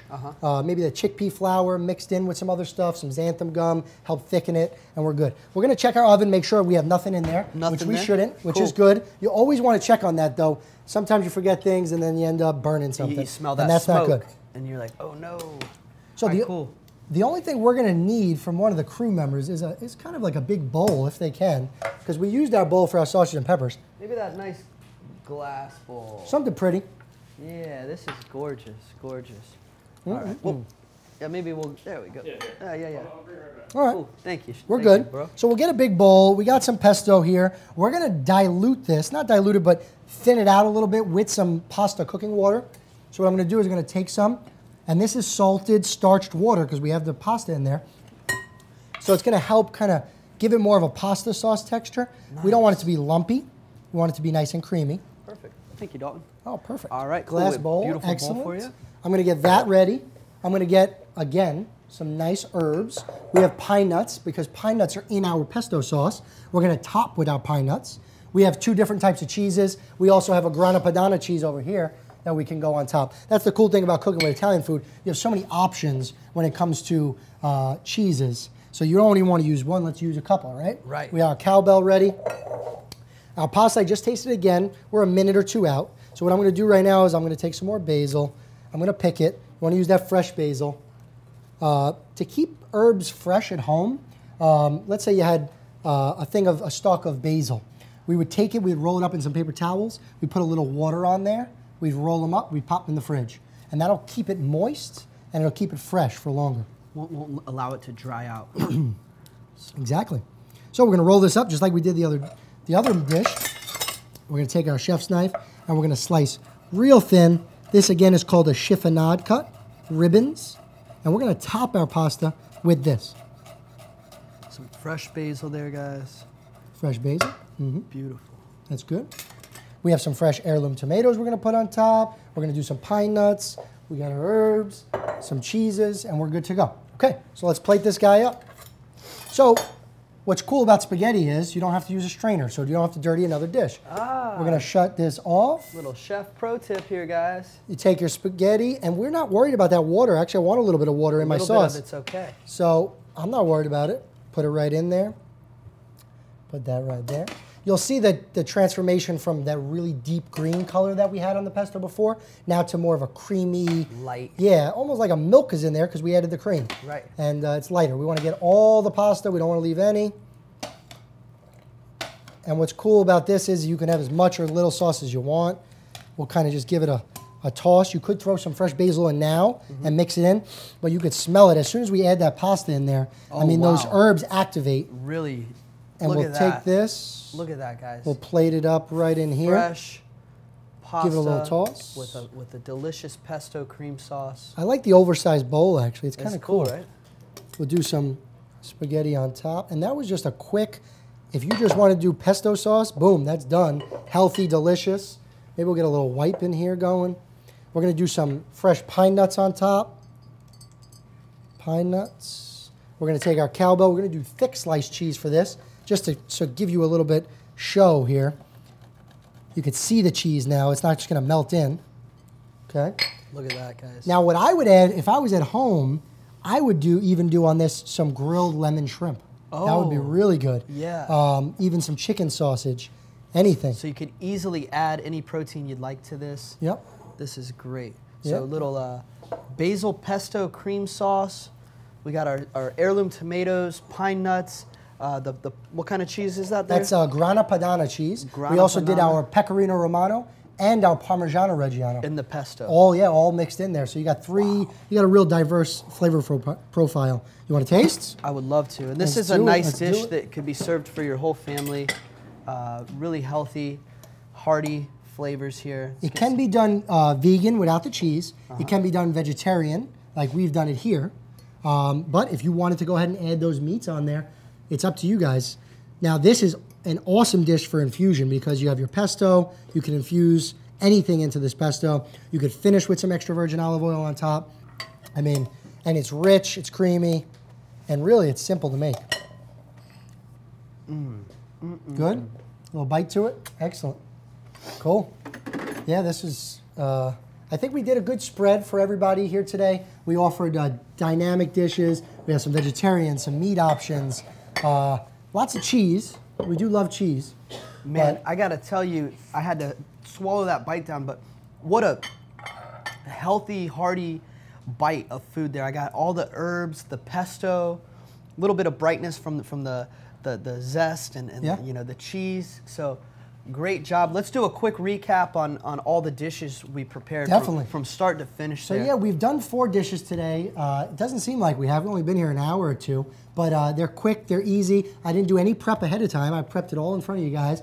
The first one was a salad. It's kind of wilting now. It's been out for an hour and a half. It's Florida, it's humid, but it's got mixed greens. It's a beet salad with goat cheese and herbs. It's got yellow beets, red onion, almonds, and goat cheese. Goat cheese gives it a little tang. Okay, it's got some orange segments in there as well. Next, we did a little appetizer for you guys. We did a crostini with ricotta cheese spread. Little mushrooms on top there, a maitake, shiitake, button mushrooms, cherry tomato, finished with some olive oil and Parmesan cheese. Now next, we move into our entrees. We did a sausage and pepper ragu with fingerling potatoes, basil. We did white wine, garlic, chili flakes, so a little spice in there. Lastly, we did a vegetarian dish. We did spaghetti with pesto sauce, tomatoes, cheese, basil, a little bit of lemon in there. And we finished it off with some heirloom tomatoes on top, some pine nuts, and it was good. Man, it was good. It was great. It was delicious. From farm to plate, my man, Chef Michael Scarpa, hanging out in the Magical Butter kitchen. I can't tell you thank you enough for coming out. Thanks for having me. Sharing your experience and some of your techniques with all the people at home. I know they appreciate it. Thank you guys at home for tuning in. We're live on YouTube. We're coming to you guys on Facebook. Make sure you guys are sharing this video out for a chance to win a Magical Butter machine. If you're looking for these recipes, we'll be posting those in the comment section for you guys. So if you're trying to flex some of your culinary skills, you can do some of this at home. Chef Michael Scarpa, if you have any advice or anything you'd like to leave the people with today? I definitely think that you've seen that we can make vegetarian food taste good. And I hope you guys use it at home and eating healthier and staying healthy. Awesome. Well, thank you so much. Appreciate it. Pleasure to Thanks, have you guys. Make sure you guys stick around. Right now, we got the funniest man that I've ever met. He's in the house right now. He's feeling good. I can feel his energy. He doesn't know what to think. I'm going to send it over right now to our boy, John Jacobs. He's going to hit it out the park with some funny jokes for you guys. Thank you so much. We'll be right back. All right. Yeah, what's up, Chris? Thank you guys for letting me still stay here. As you can tell, I've been here for about a month now. I haven't shaved yet. But, yeah, it's good to be back in the Fantasy Factory. What's up, Internet? Hey, stop jerking off for 2 seconds. Look at me. We're doing jokes now. Oh, man, it's good to be back here. I love this place. This place, you guys can't really see the whole thing, but it looks like they gave a 13-year-old $10 million, and they just said, go nuts. Well, I'm literally in front of the Cheech and Chong van. This is amazing. I love being here. Also, yes, I'm holding my my therapy football right now. I'm allowed to bring this on planes. You can't make me put it down. I'm getting paid in this, by the way, too. This is my payment for the day. You like my Steven Tyler Aerosmith tie on the mic stand? I love that, too. Dream on. I can't do the dream on. I can't hit the high note. Dream on. Dream on. Yeah, I look like in the commercial when Steven Tyler drives backwards fast enough, and then he gets out of the car. That's me. I was that guy in the commercial. TV credits, kids, look it up. Go to the YouTubes. Yeah, the internet's crazy. What a concept that is. The internet's crazy, huh, kids? You're looking at me right now on it. From maybe a phone, on a bus or a subway, or on a camel out in the desert. Who knows? You can get it anywhere. That's quantum physics. It exists in the air at all times. This is where it just dives off and becomes the manifesto. Jokes are over. It's serious time. Now, let's do some jokes. So this is a fun one. I want everybody at home to try this at some point. Next time you go to the bathroom and you knock on the door and the person inside goes, someone's in here, shout, I know, and keep trying to get in. You will literally scare the shit out of somebody. That's fun to do. That's a good thing. Yeah, you ever laugh so hard you farted? Then everybody else at the funeral is like, who's this guy? What about this one? You ever hold the door open for someone, but then behind them like a fucking marching band comes in, you know? You're stuck holding a door for 45 minutes like, I'm never being nice again. Why did I even try that? What about this? You ever been laying in bed late at night? You hear a scary noise from another room, so you play dead in your own bed? You ever done that? You ever been that much of a scared baby? You try to look extra sprawled out or something in your bed as if somebody's really going to break in like, nah, he's dead. Look at his arm dangle. He's dead. All right, one for good luck. All right. What about this? Every time I've taken a shower in my life, there's always a moment where I like to hold my arm out at a certain angle so it looks like I'm spraying water at each one of my fingertips. You ever done that? Like you have the shittiest superpower on earth, you know? I'm water your plants, man. I'll put out a garbage fire. That's fun to do. I was actually nervous about coming out here today, so I overdosed on anxiety medication. But I'm not too worried about it. I think I'll be okay. I think, oh, that's great. Oh, man. So I used to be homeless in Japan for a little bit. I was a Tokyo drifter. Oh, man. We did not pay to see Tokyo drift jokes. I'm trying to keep it relevant, man. Bring Twinkie back. Why is he not in Fast 8? Why is Twinkie not in Fast 8? Can anybody answer me that? Riddle me this, guys. Where's Twinkie? Hashtag where's Twinkie in Fine of the Furious. What are they going to call the 9th one? Fate of the Furious was perfect. Oh, my God. It really can't. Fate of the Furious and Too Fast. That's where they really capitalized. Fast 5, you know, that's decent alliteration. But Fate with the 8 and Too Fast, that's creative. I think for the 10th one, though, if they have Fast 10, it'll be Vin Diesel doing an X above his head. Oh, it'll be so good. Maybe I'll have, like, tattoos or something. Yeah. This guy kind of looks like Vin Diesel in front of me. You kind of from, you look like the guy in The Witcher, you know, the video game? It's good, man. You look like a Viking. I'm Icelandic. I'm part Icelandic, which, you know, means I'm gonna come pillage. I don't know. Yeah, Iceland, we don't have too much. They say we have hot women in Iceland. I went out when I was a kid. And then, they like published that article, and then a bunch of, Americans came out because they're like, where's the hot women at? And they're like, this is what we wanted. Good. Now it's a bunch of horny American men looking for loose Icelandic ladies. Come on. Where you at, my loose Icelandic ladies? So I called a psychic the other day, and I said, I want to come in and get a reading.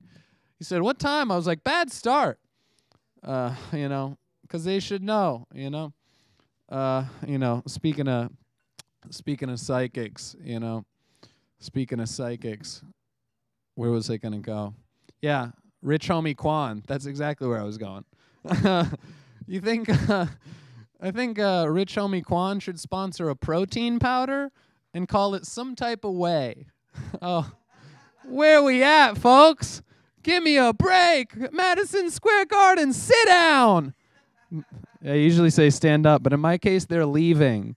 They're going, if you're ever unfortunate enough to be sentenced to death by electric chair, make it a fun event for everyone and make your last meal a bunch of popcorn kernels. Huh? Who said dying has to be bad, huh? Probably a lot of people. All right.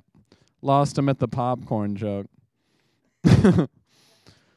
Gotcha. So, Super Mario, the brothers, those guys. The catchphrase for Mario, it's always the, it's me, Mario. And, it's always so upbeat and fun. I always think, you ever think there was a time where he had to say that in a more serious tone, Was he ever like, it's me, Mario.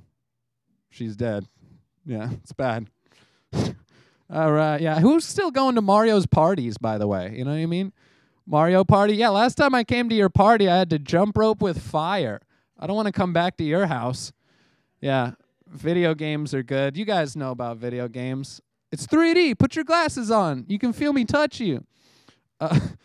Yeah, put on your Twitch glasses, guys. Send me $250. I'll mail you a pair of Twitch glasses. Is it just normal glasses? Who knows? That's up for you to decide.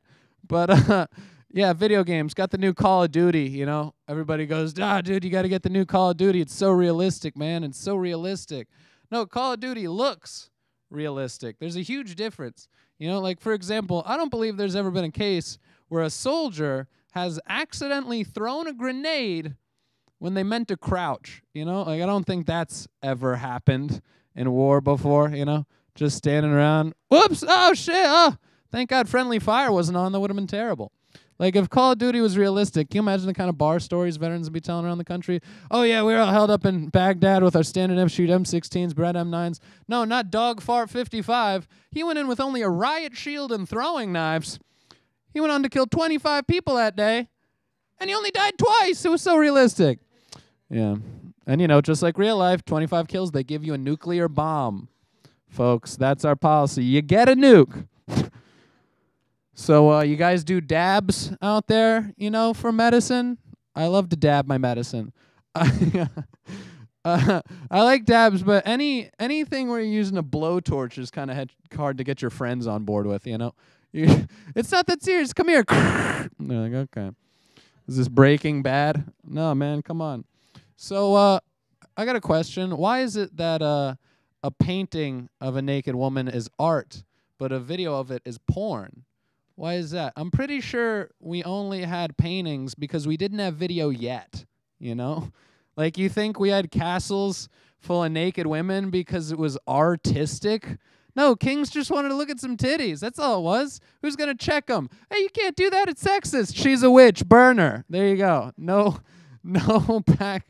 It's great. That's what it seems like art was invented for, to get women naked. Because, that seems to be the only thing we painted for a long time. It'd be like, we want to immortalize your beauty, forever in this painting. And then they caught on. And that's why we started painting other stuff. They're like, it seems like all you do is just paint naked women. And we're like, what? No, we don't. We paint other stuff.